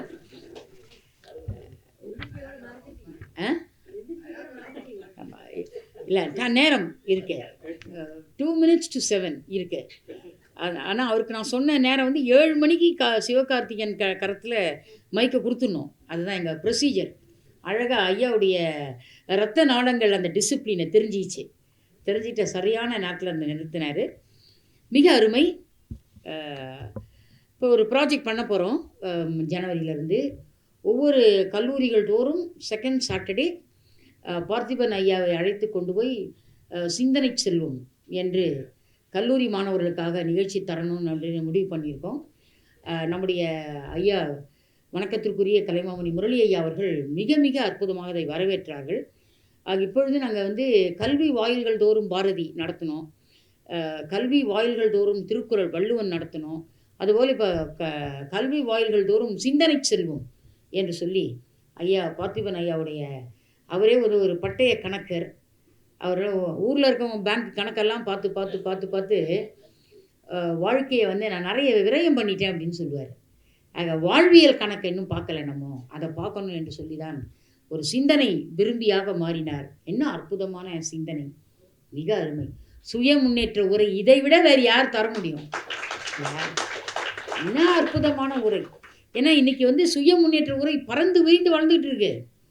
இன்றைக்கி மாணவர்கள் முன்னிலையில் நின்று அவர்கள் சிந்தனைக்கு ஏற்ப உரை தருவது என்பது சாதாரண விஷயம் இல்லை, அவ்வளோ கடினமான ஒரு பணி. இன்றைக்கி தெய்வத்தமிழ் மேடையில் நாயன்மாரை பற்றிய விழா மேடையில் பார்த்திபன் ஐயா பேசிய பேச்சு பொருந்துமா என்று கேட்டால் சேக்கிழார் நமக்கு அது விளக்கம் தர. சிந்தனை என்பது 63 பேருக்கும் ஒரே சிந்தனை, ஒற்றை சிந்தனை இருந்தது, அன்பே சிவம் என்ற சிந்தனை. அந்த சிந்தனை தான் சேக்கிழார் பெரிய புராணமாக நமக்கு கொடுத்தார். ஆக அந்த ஒற்றை சிந்தனை எவ்வளவு பெரிய காப்பியத்தை உண்டு செய்தது என்று கேட்டால் நம்முடைய சிந்தனையை நாம் பயன்படுத்தணும் என்று சொல்லியிருக்கார். அதுதான் 63 வாழ்க்கை வரலாறு. அந்த வரலாறை நம்ம தொடர்ந்து வாரந்தோறும் பார்த்துட்டு வரோம். இன்றைக்கி நம்ம கணநாத நாயனாரை பற்றி பார்க்க இருக்கிறோம். ஒரு அற்புதமான கதை, கணநாதருடைய கதை. நான் அது உள்ளே போக மாட்டேன். நமக்கு அந்த நாகரிகம் உண்டு, உங்களுக்கு தெரியும். அதற்காக பேராசிரியர் சிவகார்த்திகேயன் அவர்கள் வந்திருக்கிறார்கள். பேராசிரியர் முனைவர் வேல் கார்த்திகேயன் அவர்கள் இணை பேராசிரியர் தமிழ்துறை, காஞ்சி மாமுனிவர் அரசினர் பட்ட மேற்படிப்பு மற்றும் ஆராய்ச்சி நிறுவனம் புதுச்சேரி. பணி அனுபவம் 25 ஆண்டுகள். கல்வி தகுதி MA தமிழ், MA லிங்குஸ்டிக்ஸ், பிஎட், PhD என்று இன்னும் போயிட்டே இருக்கு. A to Z வரைக்கும் நிறைய டிகிரி வாங்கிட்டார். இன்னும் அல்ஃபபெட்ஸ் நின்றுச்சு, அதோட A to Z வரைக்கும் தான். இன்னும் வேறு ஏதாவது எழுத்து இருந்தால் அதையும் வாங்கிட்டு இருப்பார். அந்த மாதிரி பெயருக்கு பின்னால் நிறைய பட்டங்களை பெற்ற மாபெரும் சிந்தனையாளர். ஆய்வு சார்ந்த பணிகள் ஆய்வு நெறியாளர். முனைவர் பட்டம் 4 மாணவர்களை உருவாக்கியிருக்கிறார். இளம் முனைவர் பட்டம் 23 மாணவர்களை உருவாக்கியிருக்கிறார். நல்லா கரவொலி கொடுக்கலாம். அது பாடத்திட்ட குழு உறுப்பினராக தமிழிணைய கல்விக் கழகம் சென்னை, திருவேங்கடம் பல்கலைக்கழகம் திருப்பதி, காஞ்சி மாமுனிவர் அரசு பட்ட மேற்படிப்பு மற்றும் ஆராய்ச்சி நிறுவன கல்லூரி, வானொலி பொழிவுகள் சென்னை மற்றும் புதுச்சேரியில் தொடர்ந்து இலக்கிய பேருரை தரக்கூடிய ஒரு மிகச்சிறந்த சிந்தனையாளர். புதுவை வானொலியிலும் சென்னை வானொலியிலும் ஒரு மாதத்துக்கு 2 முறை நம்முடைய பேராசிரியருடைய இலக்கிய பேருரை நம்ம கேட்கலாம். இன்றைக்கும் அவருடைய பேருரை ஒரு சாதாரண பாமரன், ஒரு டீ கடையில் வேலை செய்கிறவன் கூட இரவு 10 மணிக்கு பேராசிரியர் கார்த்திகேயனுடைய இலக்கிய உரை கேட்டு சென்னை வானொலிக்கு தொடர்பு கொண்டு நேற்று இரவு பேசிய உரை அருமை, நான் இதை ஒரு டீ கடையிலிருந்து கேட்டேன் என்று ஒருத்தன் திருச்சியிலிருந்து ஒரு ஆள் ஒரு தகவல் கடிதத்தை வானொலிக்கு அனுப்புகிறாருன்னா இதுதான் பாமரனும் விரும்புகிற பைந்தமிழ் பேருரை என்பதை நாம் சிந்திக்கலாம். அவருடைய வெளிவந்த கட்டுரைகள் இதுவரை அவர் 190 கட்டுரைகள் படைத்திருக்கிறார். ஆய்வு கோவை படைத்திருக்கிறார். தேசிய மற்றும் பன்னாட்டு ஆய்வு மேடைகளில் வெளியிடப்பட்ட கட்டுரைகள், வெளிவந்துள்ள நூல்கள் 20 நூல்கள். சிவபிரகாச சுவாமிகளின் தனிப்பாடலும் காப்பு பாடலும் ஒரு ஆய்வு. சென்னையில் திருப்புகழ் தலங்கள். சென்னை கோயம்பேடு அருள்மிகு குறுங்காலீஸ்வரர் வைகுண்டவாச பெருமாள் திருக்கோயில் தல வரலாறு. திருநாவுக்கரசர் தேவாரம் காட்டும் வாழ்வியல் நெறிகள். திருப்புகழ், இலக்கிய அமுதம், செம்மொழி இலக்கிய பொழில், அறத்தொடு நிற்றல் என்கிற இலக்கிய கட்டுரைகள். அருணகிரிநாதர் வாழ்க்கை வரலாறு, தமிழ் உணர்வும் தமிழ் மொழியும் என்கிற ஆராய்ச்சி நூல். திருநாவுக்கரசர் தேவார ஆய்வு மணிகள் என்கிற நாவுக்கரசர் பெருமானை பற்றிய ஒரு ஆராய்ச்சி நூல். வாழ்வியல் நோக்கில் வள்ளலார் என்று புகழ்பெற்ற நூல் வாழ்வியல் நோக்கில் வள்ளலார் அவர் எழுதிய நூல். நாங்கள் தமிழக அரசில் இந்து சமய அறநிலைத்துறை மூலமாக வள்ளலாருடைய 200வது ஜெயந்தி கொண்டாடப்பட்ட பொழுது வள்ளல் பெருமானுடைய 200வது திரு அவதார சிறப்பு நாள், அதை ஜெயந்தின்னு சொன்னாங்க, நான் அதை மாற்றினேன், திரு அவதார சிறப்பு நாள் என்று மாற்றினேன். அந்த திரு அவதார சிறப்பு நன்னாளிலே நிறைய நூல்கள் எழுதின, வள்ளலாரை பற்றி எழுதின நூல்கள் எழுதிய படைப்பாளர்களை எல்லாம் திரட்ட வேண்டும் என்று முடிவெடுத்த பொழுது அதிகமான நூல்கள் மக்களை சென்று அடைந்த பேராசிரியர் யார் என்று ஆய்வு செய்த போது அது அந்த பெருமை நம் பேராசிரியர் சேர்ந்தது. அப்படிப்பட்ட ஒரு இனிய சிறப்பு. சேக்கிழார் பார்வையில் சமுதாயம், திருவெங்கை கோவையில் அக இலக்கிய மரபுகள், இலக்கிய பேழை, திருவேங்கடநாதன் வண்டுவிடு தூது, பக்தி இலக்கியங்களில் சிற்றிலக்கியங்கள் முதலானவை என்று மிக மிக அற்புதமான ஆய்வு நூல்களை தந்த பெருந்தகை. அவர் பதிப்பித்த நூல்கள் 75 நூல்கள் அவர் பதிப்பிச்சிருக்கார். அது ஒரு பெரிய பட்டியலே இருக்குது, நான் வெப்சைட்டில் போடுறேன், உறவுச்சுரங்க வெப்சைட்டில் பாருங்கள். 75 நூல்களை பதிப்பித்திருக்கிறார். எல்லா துறையிலும் சங்க இலக்கியம் தொடங்கி, பக்தி இலக்கியம் தொடங்கி, ஆற்றுப்படை இலக்கியம் தொடங்கி அத்தனை நூல்கள் அவர் பதிப்பித்திருக்கிறார். அதில் அவர் பதிப்பித்த நூல்களிலேயே 2 தொகுதிகளாக வந்த பெரிய ஆய்வுக்கோவை, வைணவ இலக்கியங்கள் ஆய்வுக்கோவை 2 தொகுதிகளாக பெரிய அளவிலே வெளிவந்திருக்கிறது. மயிலம் பரிமளவேல் தமிழ் உயராய்வு மையத்தின் வழி ஆய்வு மாநாட்டு கருத்தரங்குகள் மற்றும் பயிலரங்குகள் செயலாளராகவும் ஒருங்கிணைப்பாளராகவும் அவர் நடத்திய, பன்னாட்டளவில் அவர் நடத்திய கருத்தரங்கம் 35 கருத்தரங்கம் அவர் நடத்தியிருக்கிறார். தேசிய அளவில் கருத்தரங்கம் 25 கருத்தரங்கம் நடத்தியிருக்கிறார். இப்படி அவருடைய ப்ரொஃபைலே ஒரு எம்ஃபில் தீசிஸ் மாதிரி இருக்குது. இப்படிப்பட்ட ஒரு மிகச்சிறந்த தன்விவர பட்டியலோடு இன்றைக்கி நம்முடைய அரங்கம் வந்திருக்கிற பேராசிரியர் அவர்களை நாம் வாழ்த்தி வணங்கி மகிழ்கிறோம். நம்முடைய சிந்தனை சிற்பி ஐயா திரு பார்த்திபன் அவர்களின் விழா தலைமை அவர்கள் பொற்கரத்தால் அவருக்கு பொன்னாடை அணிவிக்கப்பட்டு, பயனாடை அணிவிக்கப்பட்டு சிறப்பிக்கப்படுகிறார்.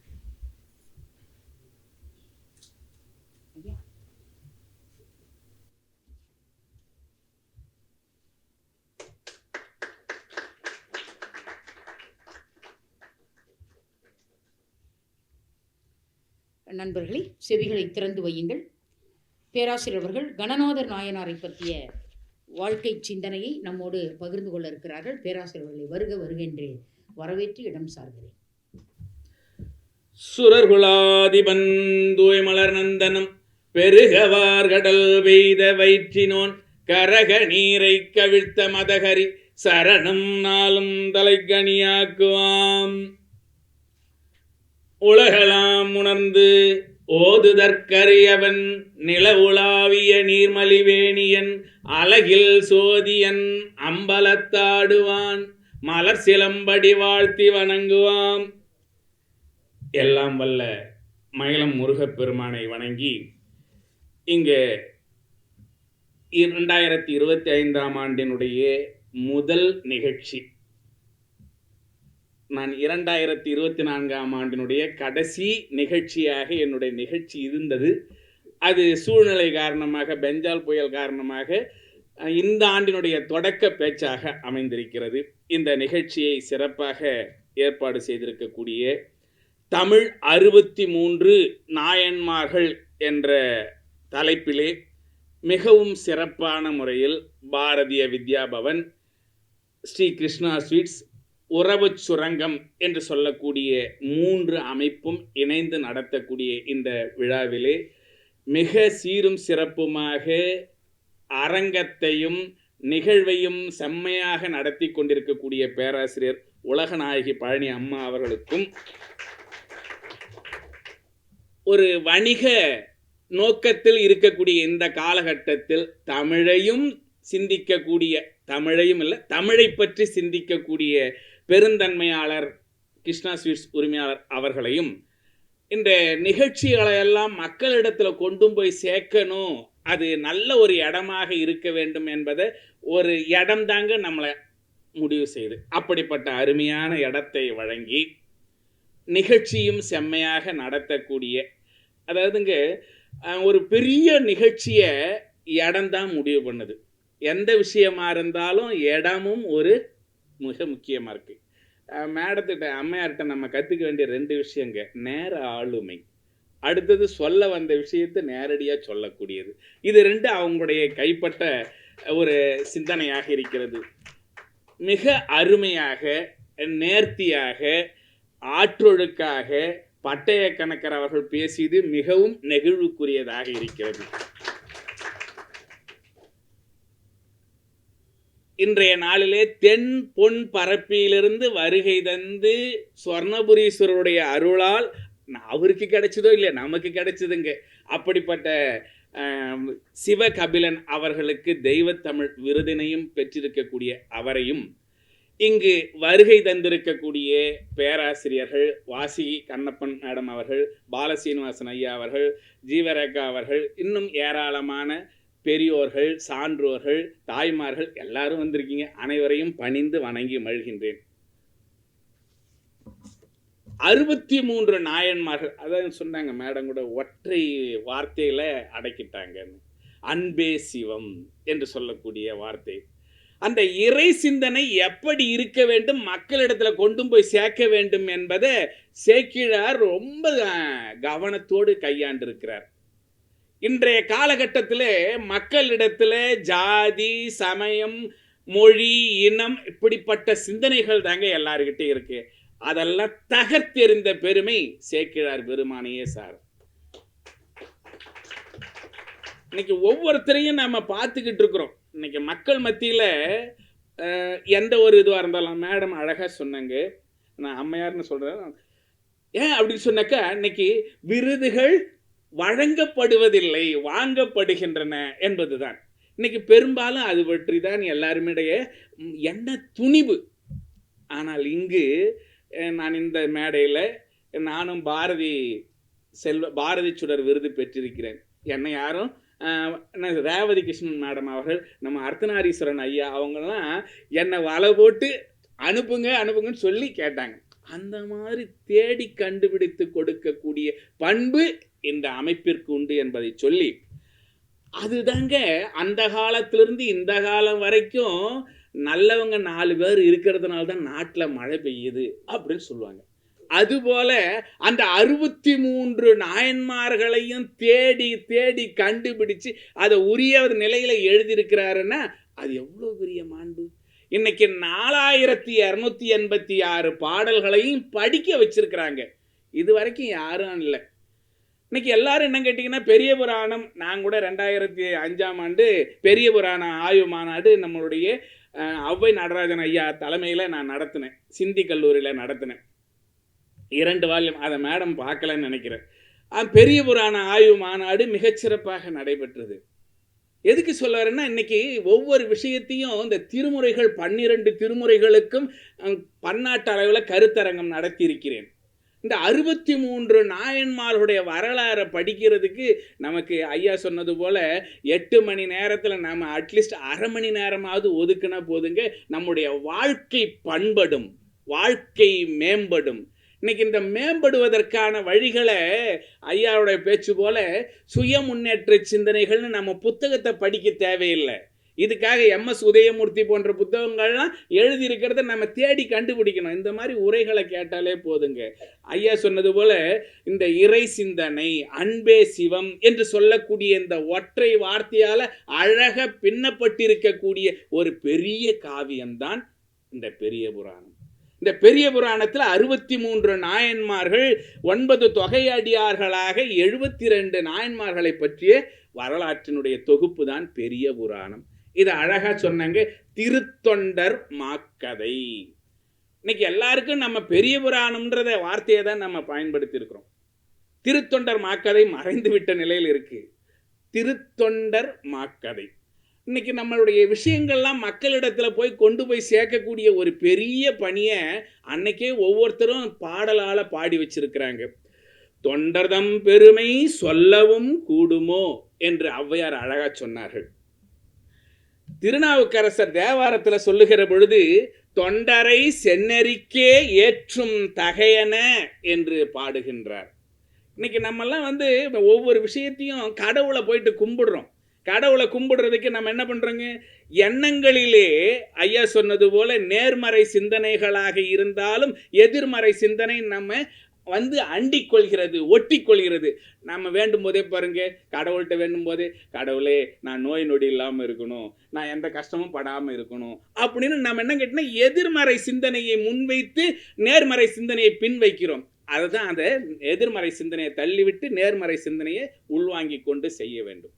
இன்னைக்கு நம்ம சிவம் என்ற எண்ணத்தை நம்ம உள்ளத்துள்ள பதியணும், ஆழமாக பதிய வேண்டும். நம்ம இன்னைக்கு எல்லாரும் கோயிலுக்கு போயிட்டு சாமியை கும்பிடுறோம். எல்லாம் என்ன கேட்டிங்கன்னா, இன்னைக்கு வணிக நிலையாக மாறிவிட்டது. கடவுளே நான் உன்னை கும்பிடுறேன், எனக்கு நல்லது செய் அப்படின்ற எண்ணத்துல தான் நம்ம போறோம். இன்னைக்கு நம்மளுடைய ஆழமாக அந்த எண்ணம் இருக்க வேண்டும். அந்த எண்ணம் ஐயா அழகா சொன்னாங்க, வாழ்த்தவாயும். அந்த நம்முடைய எண்ணமெல்லாம் இறை சிந்தனையோடு இருக்க வேண்டும். அப்படிப்பட்ட பெருமையை நாமெல்லாம் நினைத்து பார்க்க வேண்டும். அந்த செம்மை, சிவம் என்று சொல்லக்கூடிய நிலை, செம்பொருள் என்று நாம சொல்லுகின்றோம். பிறப்பென்னும் பேதமை நீங்க சிறப்பென்னும் செம்பொருள் காண்பது அறிவு. நம்ம இந்த பிறவியை கடப்பதற்காக நிறைய விஷயங்களை செஞ்சுக்கிட்டு இருக்கோம். இல்லத்தோடு இணைந்து நிறைய பணிகளை செஞ்சுக்கிட்டு இருக்கோம். அந்த 63 நாயன்மார்களுடைய பணிகளை எல்லாம் நம்ம பார்த்தோம்னா, அவங்க யாரும் காட்டுக்கு போயிட்டு தவம் செய்யவில்லை, அதுக்கடுத்து ஊரை விட்டு வெளியே போகலை. எல்லாம் வீட்டுக்குள்ளே இருந்துக்கிட்டு இருக்கக்கூடிய சூழலை நல்லபடியாக பயன்படுத்தி செய்திருக்கிறாங்க. அப்படிப்பட்ட 63 நாயன்மார்களில் ஒருவராக நாள்தோறும் சிவ சிந்தனை செய்து வந்தவர்களையெல்லாம் ஒரு பட்டியல் எடுக்கிறாரு சேர்க்கிறார். அதில் ஒருவராக நம்முடைய கணநாத நாயனார் இருக்கிறார்.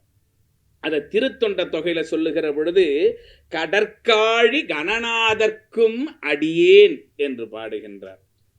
இந்த சீர்காழி அவ்வளவு பெருமை உடையது.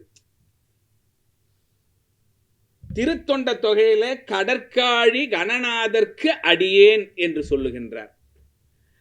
திருத்தொண்டர் திருவந்தாதியில சொல்லுகிற பொழுது அதனுடைய அடுத்த நூலாக இருக்கிறது, வகைப்படுத்துகின்றார். அவர் சொன்ன விஷயத்தை என்னென்னலாம் செய்திருக்கிறாருன்றத ஒரு வகைப்படுத்தியிருக்கிறார்.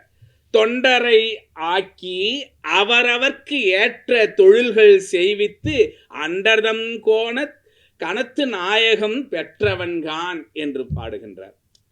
நம்பியாண்டார் பாருங்க, ஒரு அற்புதமான ஒரு விஷயத்தை சொல்றார்.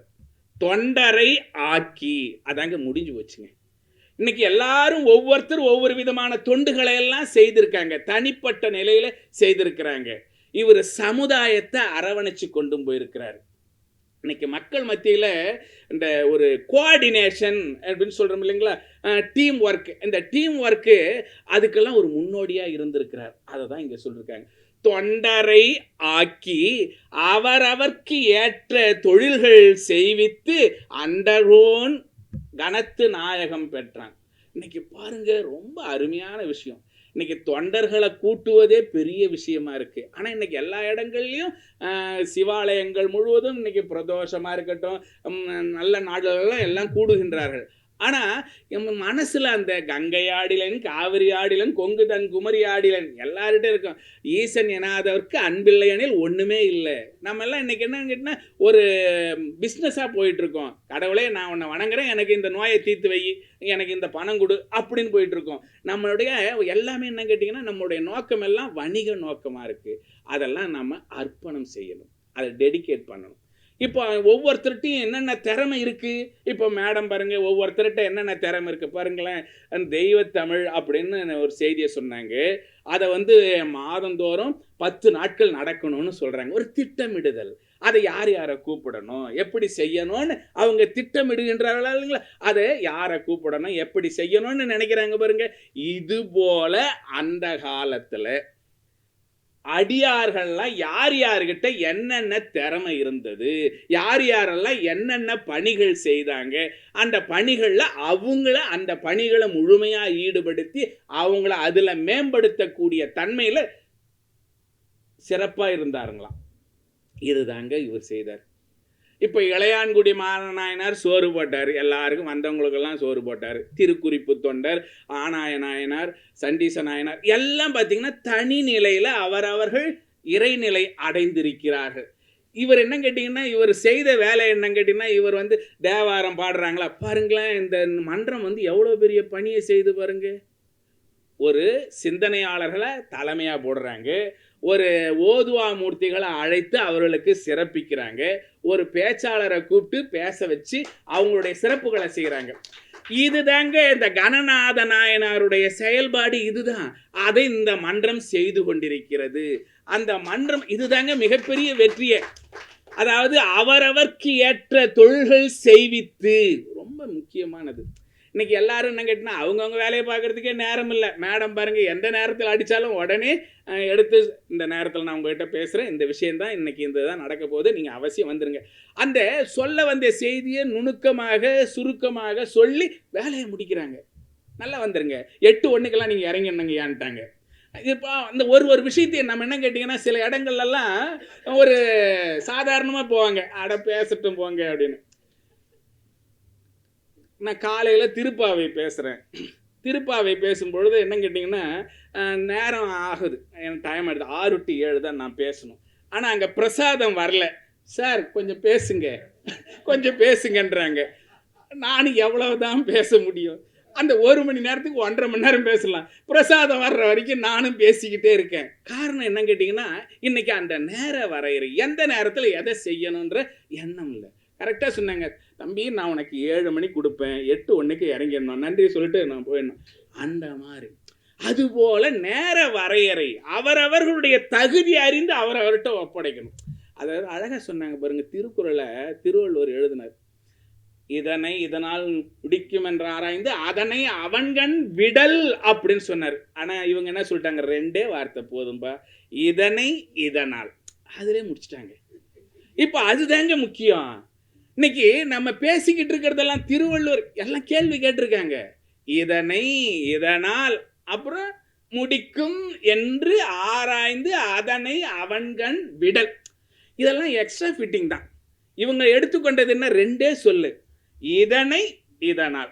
என்னப்பா என்ன செய்ய போற, என்னப்பா, இது தாங்க ட்ரெயினர்னு சொல்லுவாங்க. இதை டீம் ஒர்க்குக்கு என்ன தேவைங்க, டீம் லீடர், அதுக்கடுத்து டீம் கோஆர்டினேட்டர் அப்படின்னு சொல்கிறோம் இல்லைங்களா. அந்த டீம் கோஆர்டினேட்டர், டீம் லீடர், அதுக்கெல்லாம் என்ன கேட்டிங்கன்னா மோட்டிவேஷனாக இவருங்க இருக்காங்க. இந்த நிகழ்ச்சி சிறப்பா நடக்கிறதுக்கு எப்படி உலகநாயகி மேடம் சிறப்பா இருக்கிறாங்களோ அதுபோல 63 நாயன்மார்கள்ல கணநாத நாயனார் மிகச்சிறப்பாக அடியார்கள் யார் யாரெல்லாம் என்னென்ன செய்தாங்களோ அதை அவங்களுடைய பணிகளை செம்மையாக செய்வதற்கும் ஈடுபாடா செய்யறதுக்கும் முழு மனதோடு செய்வதற்கும் ஈடுபட வைத்தார்கள். அதை தாங்க கணநாதர் செய்தார். இவர் தனியா எதுவும் பண்ணல. பாருங்க, இந்த மேடம் பாருங்க அழகாக கூப்பிட்டு வச்சு பேராசிரியர் ஒருத்தரை கூப்பிட்டு பேச வைக்கிறாங்க. ஒரு ஓதுவா மூர்த்திகளை தேடுறாரு.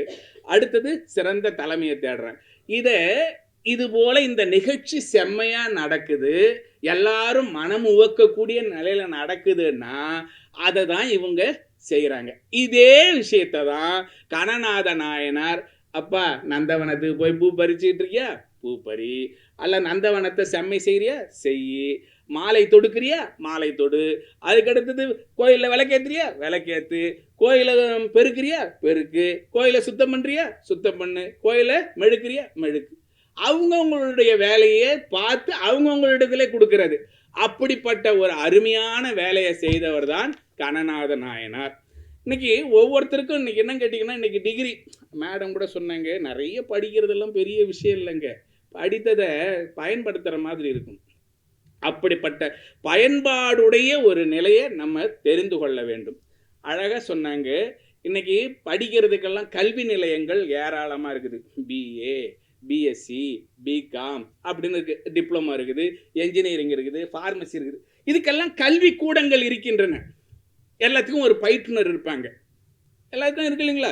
இப்போ ஆயகலைகள் 64க்கு இன்னைக்கு என்ன கேட்டால் வயலின் மாஸ்டர் இருக்கிறாங்க, தபேலா மாஸ்டர் இருக்கிறாங்க, எல்லாருக்கும் மாஸ்டர் இருக்காங்க, எல்லாத்துக்கும் ஒரு கல்வி கூடம் இருக்கு, பயிற்றுனர் இருக்கிறாங்க. இது வரைக்கும் இல்லாத ஒரு துறை எதுன்னு கேட்டிங்கன்னா இந்த கோஆர்டினேட் பண்ணுறது, எல்லாத்தையும் அதை ஒருங்கிணைக்கக்கூடியதற்கு சிறப்பு பெற்றவர் யாருன்னு கேட்டிங்கன்னா கணநாத நாயனார். மற்றவங்களாம் இளையான்குடி மாற நாயனார் எல்லாருக்கும் சோறு போட்டார். அதுக்கடுத்து சாக்கி நாயனார் கல் எடுத்து அடித்தார், அது மலராக போயிடுச்சு.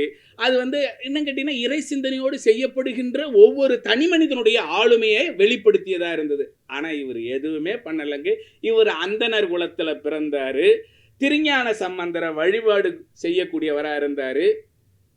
பெருமான சீர்காழியில் இருக்கக்கூடிய பெருமானை போயிட்டு வழிபாடு செய்கிறார். பாருங்க, அந்த வழிபாடு செய்யும் போது கூட மொத்தம் 7 பாட்டு தான். 7 பாட்டில் சொல்லியிருக்காங்க. முதல் பாடல்ல தோணியப்பற உலகத்துல ஊழி பெருவள்ளம் வந்தபோது அந்த சீர்காழி மட்டும் பார்த்தீங்கன்னாக்கா தோணியாக மிதந்துதான். அப்படி தோணியாக மிதந்ததுனால தான் அந்த ஊருக்கு தோணிபுரம் என்று பெயர் வந்தது. அந்த தோணிபுரத்தை அழகாக சொல்லுகின்றார்கள். தோணி போல இருந்த இடம் தோணிபுரம். இப்படிப்பட்ட இந்த தோணிபுரத்தில் பார்த்தீங்கன்னா ரொம்ப அற்புதமான ஒரு விஷயம், 12 பெயர்கள் இருக்கின்றன. சீர்காழி, சீர்காழியை தான் நம்மளுடைய சுந்தர திருத்தொண்ட தொகையில் கடற்காழி கணநாதர்க்கும் அடியேனர், அங்கே கடற்காழி என்று பயன்படுத்தினார். கடற்கரையினுடைய காழி என்று பயன்படுத்தினார். இந்த காழி என்பது என்ன கேட்டீங்கன்னா, இந்த இடத்துல இன்னொரு பொருளும் இருக்கு. காழி என்று சொல்லக்கூடிய பாம்பு சிவபெருமானை வணங்கியதனால அந்த இடத்துக்கு சீர்காழி என்று வந்தது அப்படின்னு சொல்றாங்க. அதாவது ராகுக்கு அதெல்லாம் வழிபாடு செய்யறாங்க இல்லைங்களா, அந்த நிலையை தான் சொல்லிருக்காங்க. அப்ப சிவபூஜை செய்த பாம்புகள் பெற்ற சிறப்புக்குரிய இடம் தான் சீர்காழி. பிரம்மபுரம், வேணுபுரம், புகழி, வெங்குருகு, தோணிபுரம், கழுமலம், பூந்தாராய், சிரபுரம், புறவம், சம்பை, கொச்சவயம் என்று சொல்லக்கூடிய 12 பெயர்களும் இருக்கக்கூடிய ஒரு ஊர் எதுன்னு கேட்டினா சீர்காழி தாங்க. இந்த சீர்காழி ரொம்ப சிறப்புக்குரிய ஊர். எல்லாருக்கும் எப்பவுமே ஒரு ஊர்னா 2 பேர் 3 பேர் இருக்கும். இப்போ நம்ம மயிலாப்பூரை நம்ம மயிலைன்னு சொல்கிறோம் இல்லைங்களா, சுருக்கிய வடிவமாக சொல்கிறோம். அதுபோல் ஆனால் சீர்காழிக்கு பார்த்தீங்கன்னா 12 பெயர்கள் இருக்கின்றன. அந்த சீர்காழியில் இருக்கக்கூடிய மிகவும் சிறப்புக்குரிய குடும்பத்தில் பிறந்தவர் தான் நம்முடைய கணநாதர். இதை பற்றி இந்த 12 ஊர்களில் சொல்லும்போது ரொம்ப சிறப்பாக திருநாவுக்கரசர் சொல்கிறாரு பாருங்க. ஊழிபல கண்டிருந்தார் போலும் என்று திருநாவுக்கரசர் தேவாரத்தில் சொல்லுகின்றார். திருஞான சம்பந்தர் அளவிலா பல்லூழி கண்டு நின்ற தீர்த்தன் என்று குறிப்பிடுகின்றார். இப்படியே இந்த சீர்காழியினுடைய பெருமைகளை நம்ம சொல்லிக்கிட்டே இருந்தாலும் இந்த சீர்காழியில் பிறந்து வளர்ந்தவர் நம்முடைய கணநாதர். தூய்மை, ஒழுக்கம், கடவுள் வழிபாடு, தெய்வம் முதலான விஷயங்களை எல்லாம் சிறப்பாக செய்தார். மனுஷாலையும் மதிச்சாரு. அதுக்கடுத்து சாதாரண தாவரங்களில் ஏதேனும் பாதிப்பு ஏற்பட்டால் அதையும் கூர்ந்து கவனித்து இரக்கம் கொண்டார். ஜீவகாருண்யம்னு சொல்றோம் இல்லைங்களா, வாடிய பயிரை கண்ட போதெல்லாம் வாடினேன் என்று பாடினார் அல்லவா, அப்படிப்பட்ட ஜீவகாருண்யத்தை இவர் தலைமையில் கொண்டு செயல்பட்டார். அப்படிப்பட்ட இவருடைய எண்ணம் முழுவதும் என்ன கேட்டீங்கன்னா, ஜீவ காருண்யம், உயிர்களின் மீது இரக்கம் காட்டுதல், அதுதாங்க இவருடைய உயிர் நாடியே இருந்தது. இவர் வேதம் படிச்சாரு, ஆகமம் படிச்சாரு, திருமுறைகள் படிச்சாரு, சாத்திரங்கள் படிச்சாரு, எல்லாம் படிச்சார். இப்படி எல்லாம் படித்து இருந்திருந்தாலும் வேதம் ஓதுதல், வேதம் ஓதுவித்தல், வேள்விகள் செய்தல், வேள்விகள் செய்ய வைத்தல், தானம் கொடுத்தல், தானத்தை பிறரிடத்திலிருந்து பெற்று மற்றவர்களுக்கு செய்தல், இப்படியாக 6 வகையான தொழில்களையும் செம்மையாக செய்தார். இப்படி செய்தது மட்டுமில்லைங்க, இவர் நாள்தோறும் சிவாலயமாக இருக்கக்கூடிய தோணியப்பர் கோயிலுக்கு போயிட்டு வருவார். அதை அழகாக சொல்லுகின்றார் பாருங்க, உரிய பல தொழில் செய்யும் அடியார் என்று திருநாவுக்கரசர் சொல்லுவார். உரிய பல தொழில் செய்யும் அடியார். அதே இன்னொரு இடத்துல சொல்லுகிற பொழுது, பாக்கியம் பல செய்த பக்தர்கள் பாட்டொடும் பல பணிகள் பேணிய. இந்த இடத்துல ரொம்ப முக்கியமானது என்ன கேட்டீங்கன்னா, பேணிய என்பதுதான். பாட்டொடும் பல பணிகள் பேணிய. திருஞான சம்பந்தர் ஒவ்வொருத்தரும் அவங்கவுங்களுடைய விஷயங்களை எல்லாம் பாடுகின்றார், திருநாவுக்கரசர் பாடுறார். ஆனால் இவர் என்ன பண்ணாருன்னு கேட்டிங்கன்னா, யார் யாரெல்லாம் என்னென்ன செய்கிறாங்களோ அதை மேற்கொண்டு செம்மைப்படுத்தினார், அதை உருவாக்கினார். இது ஆறுமுக நாவலர் அழகாக அவர் பெரிய புராணம் எழுதியிருக்கிறார் பாருங்க. அதில் இயற்கையினுடைய சிறப்பை எடுத்து காட்டுகின்றார். கந்தமளி வயற்காழி மறையோர் ஏத்தும் கணநாதர் என்று பாடுகின்றார். அதாவது மனம் கமழுகின்ற இயற்கை சூழ்நிலையாக இருக்கிறது என்று சொல்லுகின்றார். எப்படி பாருங்களேன், அவங்க சொன்ன விஷயங்களை அப்படியே பார்த்து அழகாக கொடுத்துருக்குறாங்க.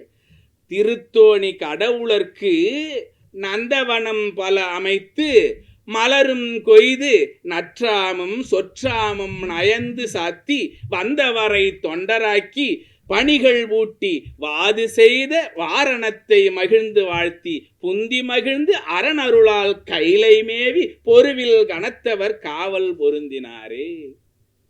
இப்ப பாருங்க, கோயிலில் நந்தவனம் அமைக்கிறது, பூமாலை தொடுக்கிறது, அன்றாட பூஜைகளுக்கு தேவையான உதவிகளை செய்யறது, இதெல்லாம் செய்தே கணங்களுடைய தலைவராக சிவபெருமான் இருக்கக்கூடிய கைலாய மலையை மேவிட்டார், பொருந்திட்டாருன்னு அர்த்தம். அதனால தான் இவருக்கு பேர் கணநாதர்.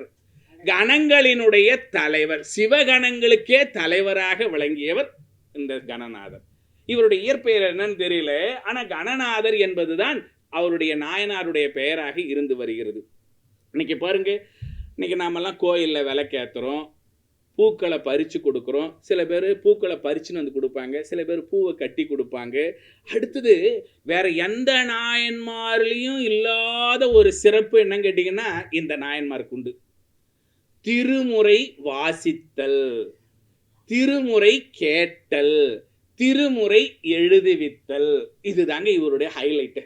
வேற இது வரைக்கும் எந்த நாயன்மார்களுடைய வரலாறுலையும் இல்லை. திருமுறையை வாசிக்கிறது, திருமுறையை எழுதுவிக்கிறது, திருமுறையை வாசிக்கிறதுக்காக படி எடுத்து கொடுப்பது. அந்த காலத்தில் என்ன கேட்டிங்கன்னா, இந்த எழுதுகின்ற மரபு இருந்தது. இப்போ தான் பிரிண்டிங் ப்ரெஸ்லாம் வந்துருச்சு, புத்தகம் வந்துருச்சு. ஏதாவது ஒன்றுன்னா இன்றைக்கி நம்ம என்ன பண்ணுறோங்க, ஜெராக்ஸ் அடித்து கொடுத்துட்றோம், இல்லைனா புத்தகம் அடித்து கொடுத்துட்றோம். ஆனால் அந்த காலத்தில் எதுவும் கிடையாதுங்க, எழுதுகிற பழக்கம் இருக்குது. இப்போ அது முன்னெல்லாம் பார்த்தீங்கன்னாக்கா சிவசிவ, சிவாய நம, நமோ நாராயண, ஓம் சக்தின்னு எழுதுவோம். இப்போ அதெல்லாம் மாறி போச்சு. ஐயா சொன்னது போல் எல்லாம் தொலைக்காட்சி பெட்டிக்குள்ளே புகுந்து நம்ம இழந்து விட்டோம்.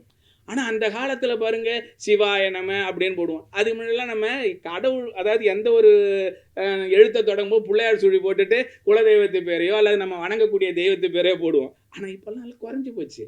பாருங்களேன், எவ்வளோ அருமையாக கண்டுபிடிச்சு சொல்கிறாரு. திருமுறை வாசித்தல், திருமுறை கேட்டல், திருமுறைகளை படி எடுத்து கொடுத்தல், இப்படிப்பட்ட ஒரு அருமையான மரபினை செய்திருக்கக்கூடியவர் தான் நம்முடைய கணநாத நாயனார்.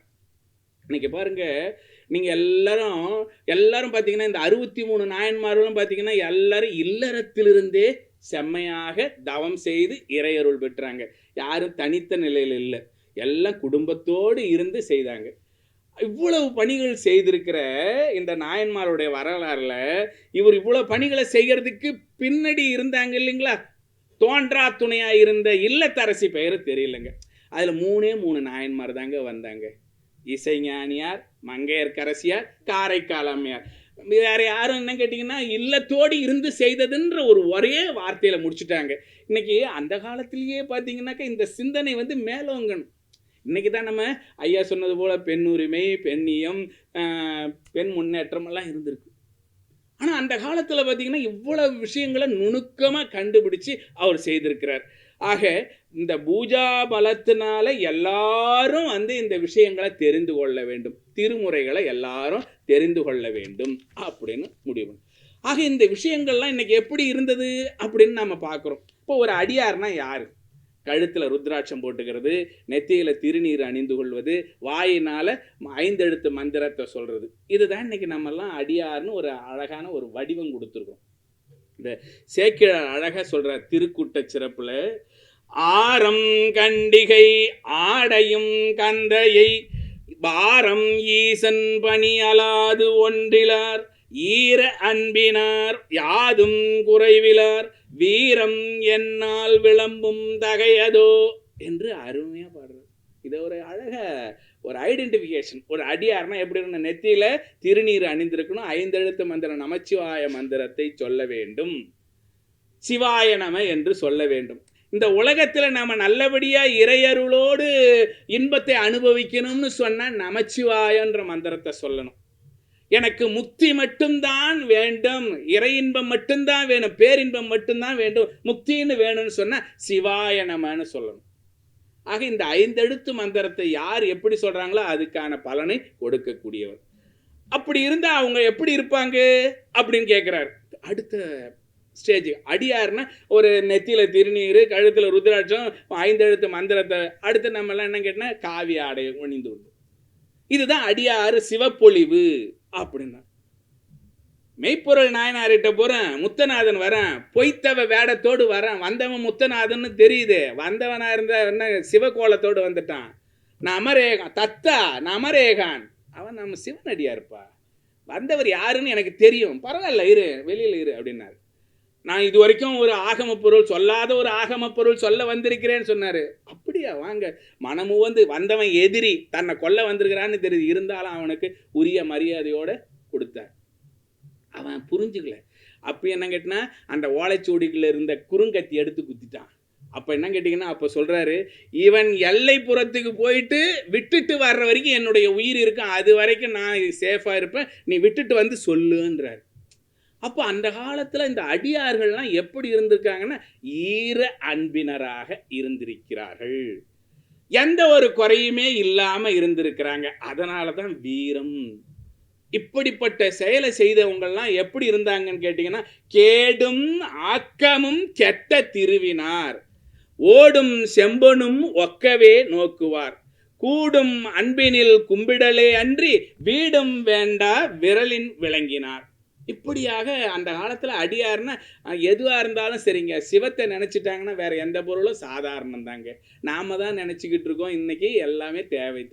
இப்போ 8-1 ஆயிடுச்சுன்னா நம்மையும் அறியாமல் வீட்டுக்கு போயிடுவோம். ஆனால் அதை பற்றி அவங்கெல்லாம் கவலைப்பட மாட்டாங்க, எல்லா நேரமும் அந்த சிந்தனையிலேயே ஊறி திளைத்திருப்பார்கள். அப்படிப்பட்ட செயல்பாடுகள்லாம் இருந்தாங்க. நந்தவனம் அமைத்தல், குளம் வெட்டுதல், துதி பாடுதல், அதுக்கடுத்தது சரியை நெறியெல்லாம் சிறப்பாக செய்கிறது. இதெல்லாம் என்ன கேட்டினா சரியை நிலையை சொல்லக்கூடியதாக இருக்குங்க. இப்போ இந்த திருஞான சம்பந்தரை ஊரில் இவர் பிறந்திருக்கிறார். திருஞான சம்பந்தர் அவதாரம் செய்த தலத்தில் பிறந்திருக்கிறார். திருஞான சம்பந்தரை நாள்தோறும் வழிபாடு செய்திருக்கிறார். அர்ச்சனை என்று சொல்லக்கூடிய வார்த்தையும் பயன்படுத்துகிறார். அர்ச்சனை செய்வித்து என்று பாடுகிறார். அப்படி 3 வயதில் ஞானப்பால் குடித்த அந்த ஞான குழந்தைய நான் டெய்லி தரிசிக்கிறேன்னு சொல்றார். அதை அழகா சொல்லும்போது, திருஞான சம்பந்தரை வழிபடு குருவாக ஏற்றுக்கொண்டார், லிங்க பெருமானை வணங்கக்கூடிய பொருளாக நான் ஏற்றுக்கொண்டேன், அடியார்களுடைய நிலையை நான் செம்மையாக செய்வதற்காக இருக்கிறேன். அது தாங்க பெரிய புராணத்துல 3 விஷயம் தாத்பரியம். இறைவனை அடையணும்னா 3 நிலையில அடையணும்: குரு, லிங்கம், சங்கமம். இந்த 3 நிலையில இறைவனை வழிபாடு செய்தாலே போதுங்க, இறைவனை நம்ம எளிமையாக அடைஞ்சிடலாம். குரு வழிபாடு திருஞான சம்பந்தரை வணங்கிட்டாரு, லிங்க வழிபாடு தோணியப்பரை வணங்கினாரு, அதுக்கடுத்து விஷ்ணுவினுடைய தோலை உரிச்சு போட்டுக்கிட்டு அதை இருக்கக்கூடிய சட்டைநாதரை வணங்கினாரு, அடுத்தது அடியார்களை வணங்கினார். இப்படியாக ஒவ்வொரு விஷயத்தையும் செம்மையா திறம்பட செய்ததுனால குரு வழிபாடு, லிங்க வழிபாடு, அடியார் வழிபாடு, இந்த 3 வழிபாடையும் மனம் முழுவதும் செம்மையாக செய்தார். அப்படிப்பட்ட கணநாதர் இந்த 3 வேலையும் காலை, நண்பகல், மாலை, இந்த 3 வேலையும் என்ன கேட்டீங்கன்னாக்க வழிபாடு செய்தார், வேள்விகளை நிகழ்த்தினார்.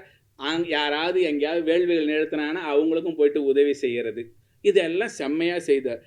முழுக்க முழுக்க எல்லாமே கடவுளை நினச்சி வழிபாடு செய்ய வேண்டும் என்பதை தான் இவர் செய்திருக்கிறார். ஆக இந்த கோவிலில் நடக்கக்கூடிய தோணியப்பர் கோயிலில் நந்தவன விளக்கு எரித்தல், இன்னைக்கு நமக்கெல்லாம் ஒரு லிஸ்ட் இருக்குது இல்லைங்களா? இறை உணர்வு பெற வேண்டும், நல்லது நடக்கணும், பணி செய்யணும்னா அது ஒரு பட்டியலே இருக்குது. கோயிலில் தொண்டு செய்யணும். அந்த தொண்டு செய்யும்போது என்னென்ன செய்யலாம்?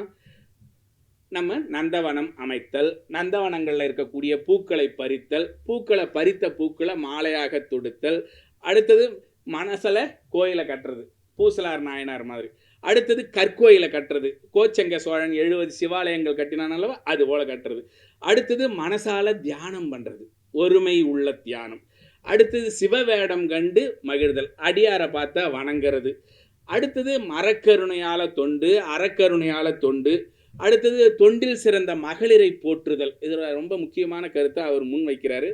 யார் யாரெல்லாம் என்னென்ன நெறியில் நிற்கிறாங்களோ அவையெல்லாம் செம்மையாக செய்தவர் தான் நம்முடைய கணநாத நாயனார். இது மட்டும் இல்லைங்க, கோயிலில் சந்தனம் அரைச்சி கொடுக்குறாங்க இல்லைங்களா? சந்தனம், குங்குமம், சாந்து இவையெல்லாம் செய்து கொடுக்கக்கூடிய பணியும் செய்திருக்கிறார்கள். அடுத்தது தலை யாத்திரை போகிறது. இப்போல்லாம் பார்த்தீங்கன்னாக்கா ஆண்டுதோறும் பார்த்தீங்கன்னா வாரந்தோறும் மாதந்தோறும் உழவார பணிகளை செய்கிறாங்க. இந்த உழவார பணி திருநாவுக்கரசரை தான் நம்ம சொல்லுவோம். என்கடன் பணி செய்து கிடப்பதே தன்கடன் அடியேனையும் தாங்குதல். இதை முதல்ல இன்னைக்கு ஹியூமன் ரைட்ஸ் கமிஷன் இன்னைக்கு நம்ம பேசிக்கிட்டு இருக்கோம், மனித உரிமை கழகம் அப்படின்னு. ஆனால் அன்னைக்கே என்ன கேட்டீங்கன்னா, என்னுடைய கடமை உனக்கு பணி செய்து கடவுளே, உன்னுடைய கடமை என்னை தாங்குவது என்று சொன்னார். அப்படிப்பட்ட அந்த கடமையை செம்மையாக செய்தவர் கணநாத நாயனார். இன்னைக்கு நம்ம எல்லாம் ஒவ்வொரு விஷயத்தையும் நம்ம பார்க்குற பொழுது உழவார பணி தான் இவருடைய திருநாவுக்கரசருடைய பெரும் பணி, முக்கியமான பணி. இன்னைக்கு என்விரான்மெண்டல் சயின்ஸுக்கு முதல் முன்னோடி யாருன்னு கேட்டிங்கன்னாக்கா நம்முடைய திருநாவுக்கரசர் தான். சுற்றுப்புற தூய்மையின் முன்னோடி. இந்த சுற்றுப்புற தூய்மையினுடைய முன்னோடியாக நம்முடைய திருநாவுக்கரசர் இருக்கிறார். அதே சிந்தனை சுற்றுப்புற தூய்மையை வளர்த்து கொண்டு இயற்கையை பேணி பார்க்கக்கூடிய ஒரு அருமையான சிந்தனைவாதி யாருன்னு கேட்டீங்கன்னாக்கா கணநாத நாயனார். இந்த கணநாத நாயனார் சுற்றுப்புற தூய்மையும் பார்த்து கொண்டார், இயற்கையும் பேணி கொண்டார். இன்னைக்கு சரீர தொண்டு அப்படின்னு நம்ம இன்னைக்கு எல்லாரும் பேசிக்கிட்டு இருக்கோம். இந்த சரீர தொண்டு என்பது உடலால செய்து இறையருள் பெறுவது. இன்னைக்கு நமக்கு எல்லாருக்கும் தெரிஞ்ச விஷயம்தான். இன்னைக்கு ஒவ்வொருத்தர்கிட்டையும் ஒவ்வொரு விஷயங்கள் நம்ம பயன்படுத்திக்கிட்டு இருக்கோம். அதை திருநாவுக்கரசர் அழகாக பாடுறார். கோயிலில் தொண்டு செய்யுங்க, நீ இந்த உலகத்தில் நிலை பெறுமாறு மனசையும் செயலையும் இருக்கணும் அப்படின்னு சொல்றார்.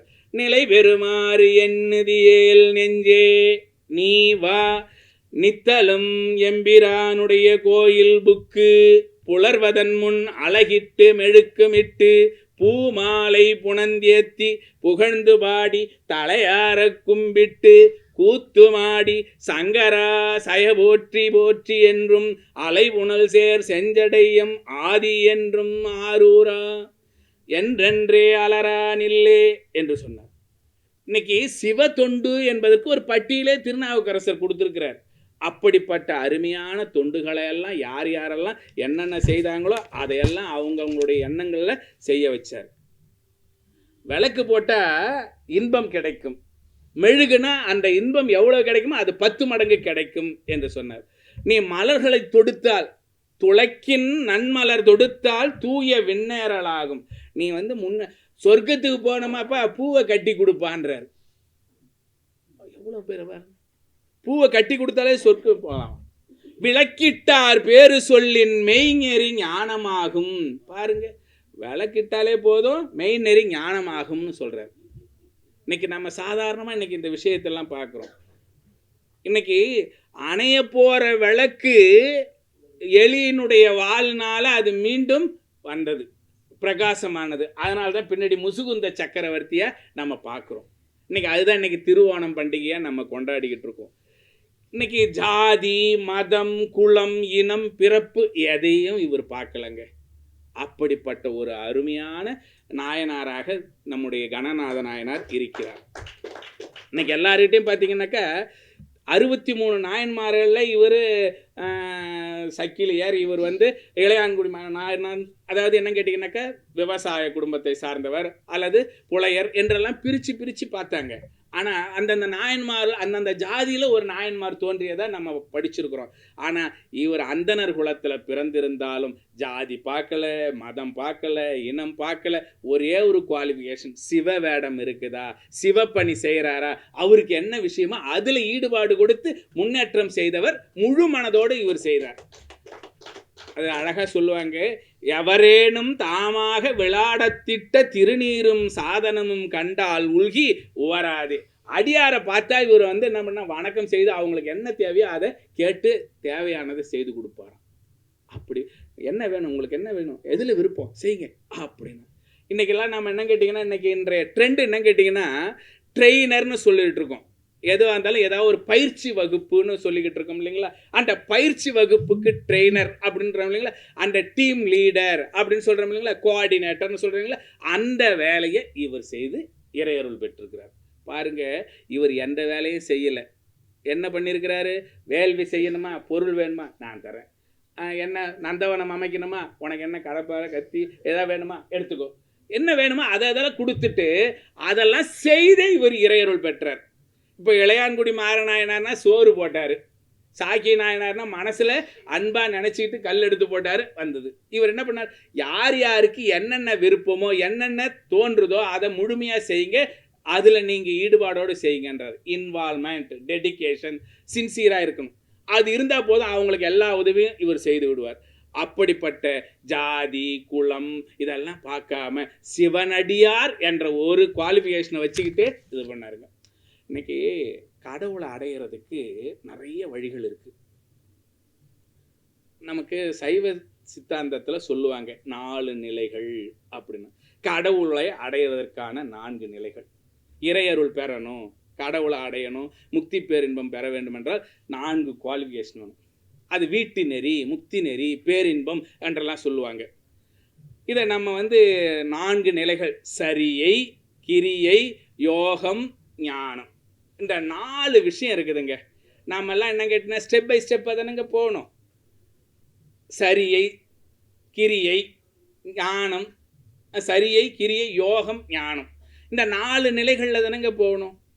இப்போது 63 நாயன்மார்களும் சரியை தொண்டு செய்தவர்களும் இருக்கிறார்கள், கிரியை செய்தவர்களும் இருக்கிறார்கள், யோக நிலையில் இருந்தவர்களும் இருக்கிறார்கள், ஞானத்தையும் அடைந்திருக்கிறார்கள். 4 விஷயத்தை நம்ம கொடுத்துருக்குறாங்க. கடைசி இலக்கு என்னங்க, ஞானம் பெறுதல். இந்த ஞானம் பெறுதல் என்னங்க, வீட்டு நெறி, இறைவனை அடைதல், அதான் நம்முடைய நோக்கம். ஆனால் அதுக்கு முன்னாடி இருக்கக்கூடிய 3 படிகள் என்னென்னு கேட்டிங்கனாக்கா, சரியை, கிரியை, யோகம், இந்த 3 செஞ்சுட்டா வீட்டு வாசல் ஞான நிலையை நாம் அடைய முடியும். அந்த ஞான நிலையை அடையிறதுக்கு இந்த 3 நிலையில நாம் திறம்பட செய்யணும், ஸ்டெப் பை ஸ்டெப்பாக. சரியை உடலால் தொண்டு செய்தல், கிரியை உடலாலும் மனதாலும் தொண்டு செய்தல், உடலும் உள்ளமும் இணைந்து தியானம் பண்ணுறது யோகம். இந்த 3 ஸ்டெப் பை ஸ்டெப்பாக செஞ்சுட்ட ஒரு பாடு தான் ஞானத்தை பெற முடியும். இதை 3த்தையும் நம்ம செய்யணும், அப்படி தானேங்க. அப்படி செய்தாதான் சித்தாந்தத்தில் சொல்லக்கூடிய சாலோக, சாமீப, சாரூப, சாயுஜ்யம் கிடைக்கும் தானேங்க. இந்த 4 படிநிலைகளை செய்தாதான் நமக்கு கடைசியில் சாயுஜ்யம், மலபரிபாகம் ஏற்பட்டு சத்தினிபாதம் கிடைக்கும் அதனுங்க. ஆனால் இது எல்லாத்தையும் இவர் என்ன பண்ணியிருக்கிறாருன்னு கேட்டால், இந்த சரீரத்தாலேயே முடிச்சிருக்கிறார். உடலால் தொண்டு செய்திருக்கிறார். இப்போ உடலால் தொண்டு செய்து இறையருளை பெறுவது தான் சாலோகம். கிரியை என்பது சடங்கு வழிபாடு செய்யறது, மந்திரங்கள், பூஜை, புனஸ்காரம் செய்யறது. ஆக சடங்குகளை செய்தே வழிபாடு செய்தாக்க சாமீபம் என்று சொல்லக்கூடிய 2வது நிலையை அடைய முடியும். 3வது நிலை யோகம். உள்ளத்தால தியானித்து இறைவனை வணங்கி சாரூப நிலையை அடைதல்.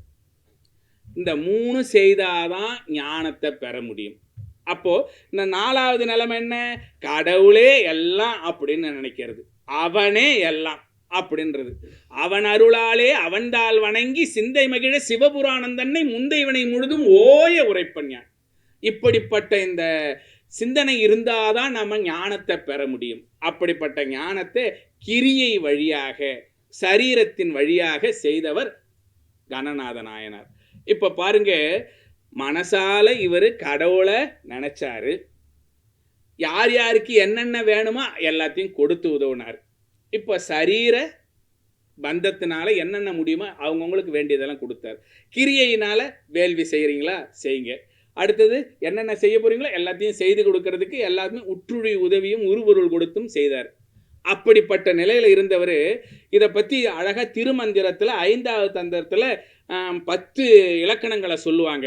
அந்த மார்க்க சைவம், சைவத்தில் பார்த்தீங்கன்னா சுத்த சைவம், கடும் சுத்த சைவம், மார்க்க சைவம்னு இருக்கு. அந்த மார்க்க சைவத்தில் 10 நிலைகளில் இந்த விஷயத்தை சொல்லுவார்கள். அப்படிப்பட்ட இந்த திருமந்திரத்தில் இருக்கக்கூடிய விஷயத்தை எல்லாம் நாம் படிச்சுட்டு ப்ராக்டிக்கலாக செய்துட்டு தாங்க முக்தி அடையணும். ஆனால் இவர் எல்லாத்தையும் பார்த்தீங்கன்னா பைபாஸில் போயிட்டார். இன்னைக்கு பைபாஸ்னு நம்ம ஊருக்கு போகிறதுக்காக பைபாஸ் போடுவோம் இல்லைங்களா? சரியை, கிரியை, யோகம், ஞானம், இந்த 4 நிலையில தானே கடவுளை அடைய முடியும். 3 நிலையை முடிச்சிட்ட ஒரு பாடுதுன்னு இப்போதான் நம்ம சொல்லியிருக்காங்க இல்லைங்களா? 3 நிலையை முடித்த பிறகுதான் ஞான நிலையை அடைய முடியும். அந்த ஞான நிலையை அடையிறதுக்கு இவர் என்ன பண்ணார்? சரீரத்தாலும் கிரியையாலுமே செய்து யோக நிலையை விட்டு நேர ஞானத்துக்கு போயிட்டார். அப்போ பைபாஸ்ல இவர் போயிட்டு இறையருளை அடைஞ்ச ஒரே ஒரு ஆள் யாருன்னு கேட்டீங்கன்னா கணநாத நாயனார். மற்றவங்கெல்லாம் என்ன கேட்டிங்கன்னா சரீரத்தால் முக்தி அடைஞ்சாங்க, அதுக்கெல்லாம் காரண காரியம் இருந்தது. இவர் எதுவுமே செய்யலை, உக்காந்த இடத்துலேருந்து எல்லாத்தையும் மேடம் மாதிரி உக்காந்த இடத்துலேருந்து இதை செய்யுங்க அதை செய்யுங்க அப்படின்னு சொல்லிட்டு வேலையை கச்சிதமாக முடிச்சிடுறாங்க. இப்போ அவங்களுக்கு என்னன்னா மணி 8 மணிக்கு இவர் முடிப்பாரா இல்லையா அப்படின்றது. ஏன்னு கேட்டிங்கன்னா இன்னைக்கு இவ்வளோ விஷயங்கள் இருக்குது. ஏன்னா இந்த திருஞான சம்பந்தர் பிறந்த ஊர் அப்படிப்பட்டது. ஏன்னா உமையம்மையாரே ஞானப்பால் கொடுத்த இடம் அல்லவா? உமையம்மையாரே ஞானப்பால் கொடுத்தாங்க. அது அழகா திருஞான சம்பந்தர் தேவாரத்தில் தோடுடைய செவியன் விட ஏறி ஓர் தூவெண்மதி சூடி காடுடைய சுடலை பொடி பூசி என் உள்ளம் கவர்கள்வன் ஏடுடைய மலரான் முனைநாள் பணிந்தேத்த பீடுடைய பிரமாபுரமேவிய பெம்மான் இவன் அன்றே. பாட்டிலே ஓம்ன்ற வார்த்தையை சொல்லியாச்சு. தோடு உடைய சிவன், தோடு உடைய செவியன் என்று சொல்லிட்டார். அதாவது ஒரு கல்ல 2 மாங்காய் அடிக்கிறது டெக்னிக் யார் முதல்ல கற்றுக் கொடுத்ததுன்னா திருஞான சம்பந்தர் தான். காதிலே தோடு அணிந்திருக்கக்கூடிய பெருமான் சிவபெருமான், அவன் உமை ஒரு பாகன் அப்படின்னு. இதை அழகாக பின்னாடி வந்த சிவங்க 4வர் 4 மணி மாலையில் சிவபிரகாசர் பாடுறார். அப்பா எனக்கு நான் முக்தி அடையணும்னா எனக்கு என்னன்னு தெரியல, என்னால் இதெல்லாம் செய்ய முடியாது, இவங்கெல்லாம் சொல்கிற மாதிரி சரியை தொண்டெல்லாம் என்னால் செய்ய முடியாது, உன்னுடைய திருவடியை வணங்குகிறேன், உன்னுடைய பாதத்தை வணங்குகிறேன், எனக்கு முக்தி கிடைச்சிரும்ன்றார். அதிச்சு சொல்கிறார். சீலை போட்டு கையெழுத்து போட்டு அக்ரிமெண்ட்டில் என்ன பண்ணுறாங்க, சாங்ஷன் பண்ணுறாரு. பாருங்களேன். பூவான் மலிமணி நீர் பொய்கை கரையினியல் பாவான் மொழிஞான பாலுண்டு பூவான் மணி நீர் பொய்கை கரையினியல் பாவான் மொழிஞான பாலுண்டு நாவால் மரித்தியம் செவ்யமுதாய் வார்த்த பிரான் தண்டை வெறித்தன் கமலமே வீடு. அதாவது நீ முக்திக்காக எதுவும் நான் போயெல்லாம் தேட முடியாதுப்பா, உன் திருவடியை நான் வணங்கிறேன், எனக்கு வீடு கொடுத்துருப்பா, வீடு இன்பத்தை கொடுத்துருன்னாரு. அப்படிப்பட்ட அருமையான திருஞான சம்பந்தரை வழிபடு குருவாக ஏற்றுக்கொண்டார். சிவப்பணிகளை செய்தார். அடுத்தது யார் யாருக்கெல்லாம் என்னென்னலாம் வேணுமோ எல்லாத்தையும் கொடுத்தாராம். இன்னைக்கு நம்மகிட்ட ஒரு அற்புதமான ஒரு விஷயம் என்ன கேட்டிங்கன்னா, நாமெல்லாம் தேடிக்கிட்டு போகிறோம், ஆனால் தானாக தேடி வர்றதை நம்ம எடுத்துக்கிறது கிடையாது. இன்றைக்கி நம்ம ட்ரெயினர்னு சொல்கிறோம் இல்லைங்களா, டீம் ஒர்க். அதை நம்ம எந்த ஒரு விஷயத்தை செய்கிறதா இருந்தாலும் நமக்கு முன் தெரியணும். நம்ம கடவுளை வணங்குறதா இருந்தாலும் சரி, அல்லது நம்ம எந்த ஒரு செயலை செய்தாலும் நம்ம கடவுள் அருள் இருக்க வேண்டும். அப்படி இருந்தால் நமக்கு எல்லாமே கிடைச்சிரும். பெரிய புராணத்தில் உலகலாம்ன்ற வார்த்தை ஏறத்தாழ 15 இடங்களில் கொடுத்துருக்கிறார். அந்த உலகலாம் என்ற வார்த்தையை கொடுத்து இந்த விஷயங்களெல்லாம் இந்த உலகத்தில் நடக்குது, எல்லாமே அவன்தான் அப்படின்னு சொல்லியிருக்கார். அது அழகாக 4286வது பாடலை சொல்லுகின்றார். என்றும் இன்பம் பெருகும் இயல்பினால் ஒன்று காதலித்து உள்ளம் ஓங்கிட மன்றுளார் அடியார் அவர் வான்புகழ் நின்று எங்கும் நிலவி உலகலாம் என்று சொல்கின்றார். அதாவது உலகலாம்ன்ற வார்த்தையை முதல்ல சொல்லி இறுதியிலையும் சொல்கிறார். இதுக்கிடையில் 13 இடங்களில் வருகிறது. இந்த விஷயங்கள்லாம் இன்றைக்கி இவ்வளவு முக்கியத்துவம் கொடுத்ததுக்கு காரணம் என்ன? செய்கிற வேலையை ஒழுங்காக செய்ப்பா, முழுமையாக செய்ப்பா, ஈடுபாடோடு செய், அது செஞ்சாலே போதும்பா உனக்கு இறையருள் கிடைக்கும் அப்படின்ற விஷயத்த ஒரு கோஆர்டினேஷன், யார் யாருக்கு என்னென்ன வேணுமோ எல்லாத்தையும் அவங்களுடைய தேவைகளை அறிந்து மனதை புரிந்து கொண்டு செய்யக்கூடிய தன்மை இவரிடத்தில் இருந்தது.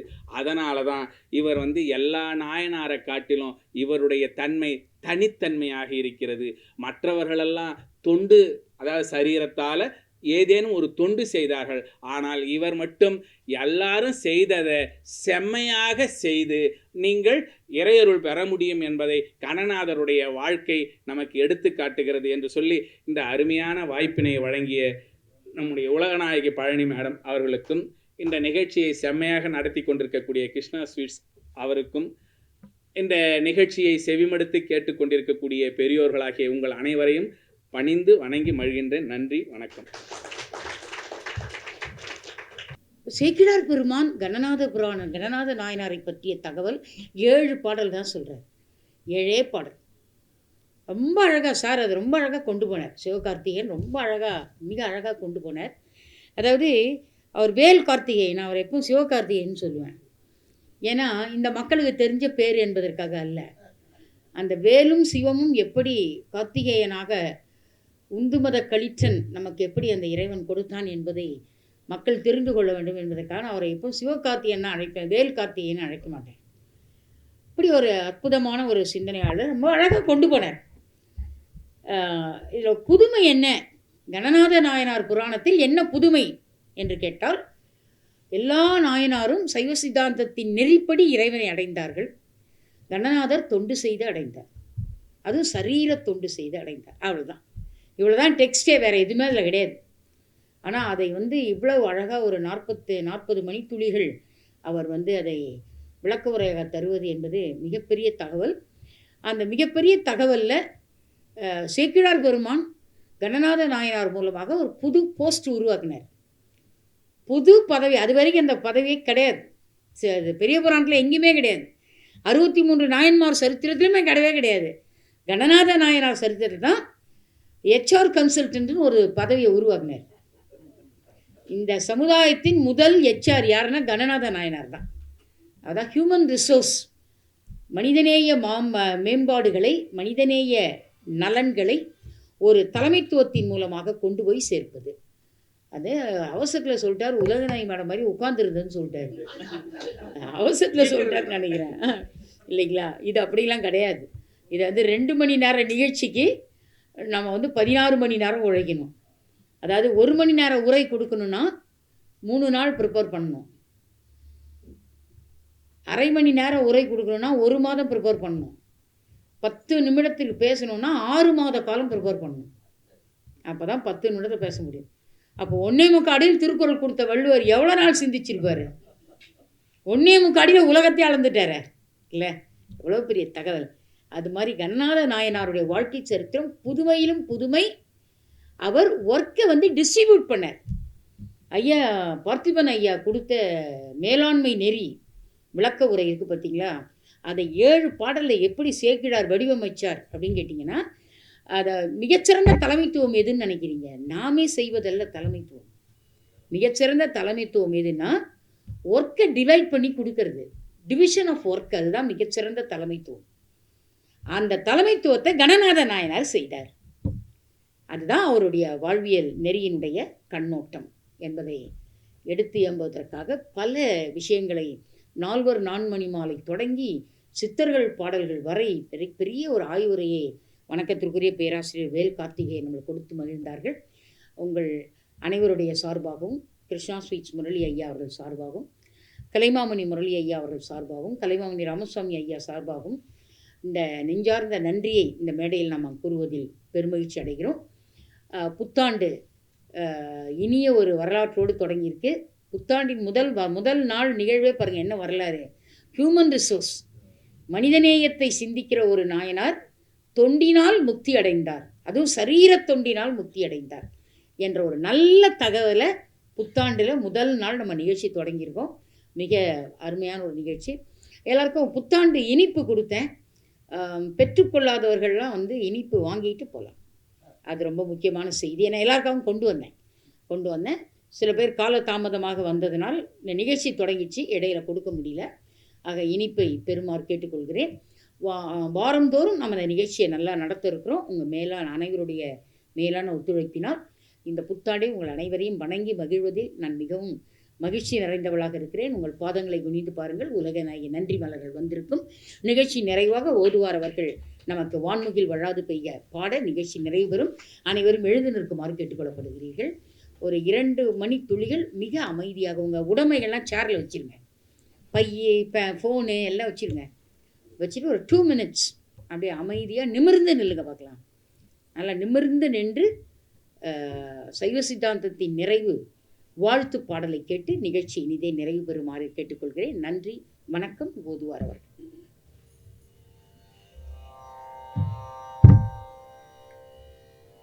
திருச்சிற்றம்பலம். வான்முகில் வழாது பெய்க மழிவளம் சுரக்க மன்னன் கோன்முறை அரசு செய்க குறைவிலாதுயிர்கள் வாழ்க நான்மறை அறங்கள் ஓங்க நற்றவம் வேள்வி மல்க மேன்மைகொள் செய்வ நீதி விளங்குக உலகம் எல்லாம் மேன்மைகொள் செய்வ நீதி விளங்குக உலகமெல்லாம்.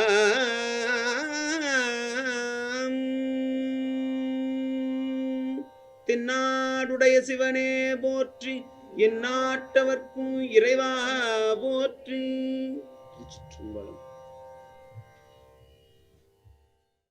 Even before the phrase corporate social responsibility gained significance, it was textured into the group's value systems. And today, this phrase has been redefined by Mr. Murali as citizen social responsibility. Chennai 365, an effort by SKS in association with social, sports and cultural bodies to do good to a vibrant Chennai. To Sri Krishna Sweets, it's no mere rule. It's not just an act. It's every citizen's social responsibility. After all, we make a living by what we get, but we make a life by what we give. And in the process, create a world where life's best bonds are built with love and care. And in time, they will become our strongest bond.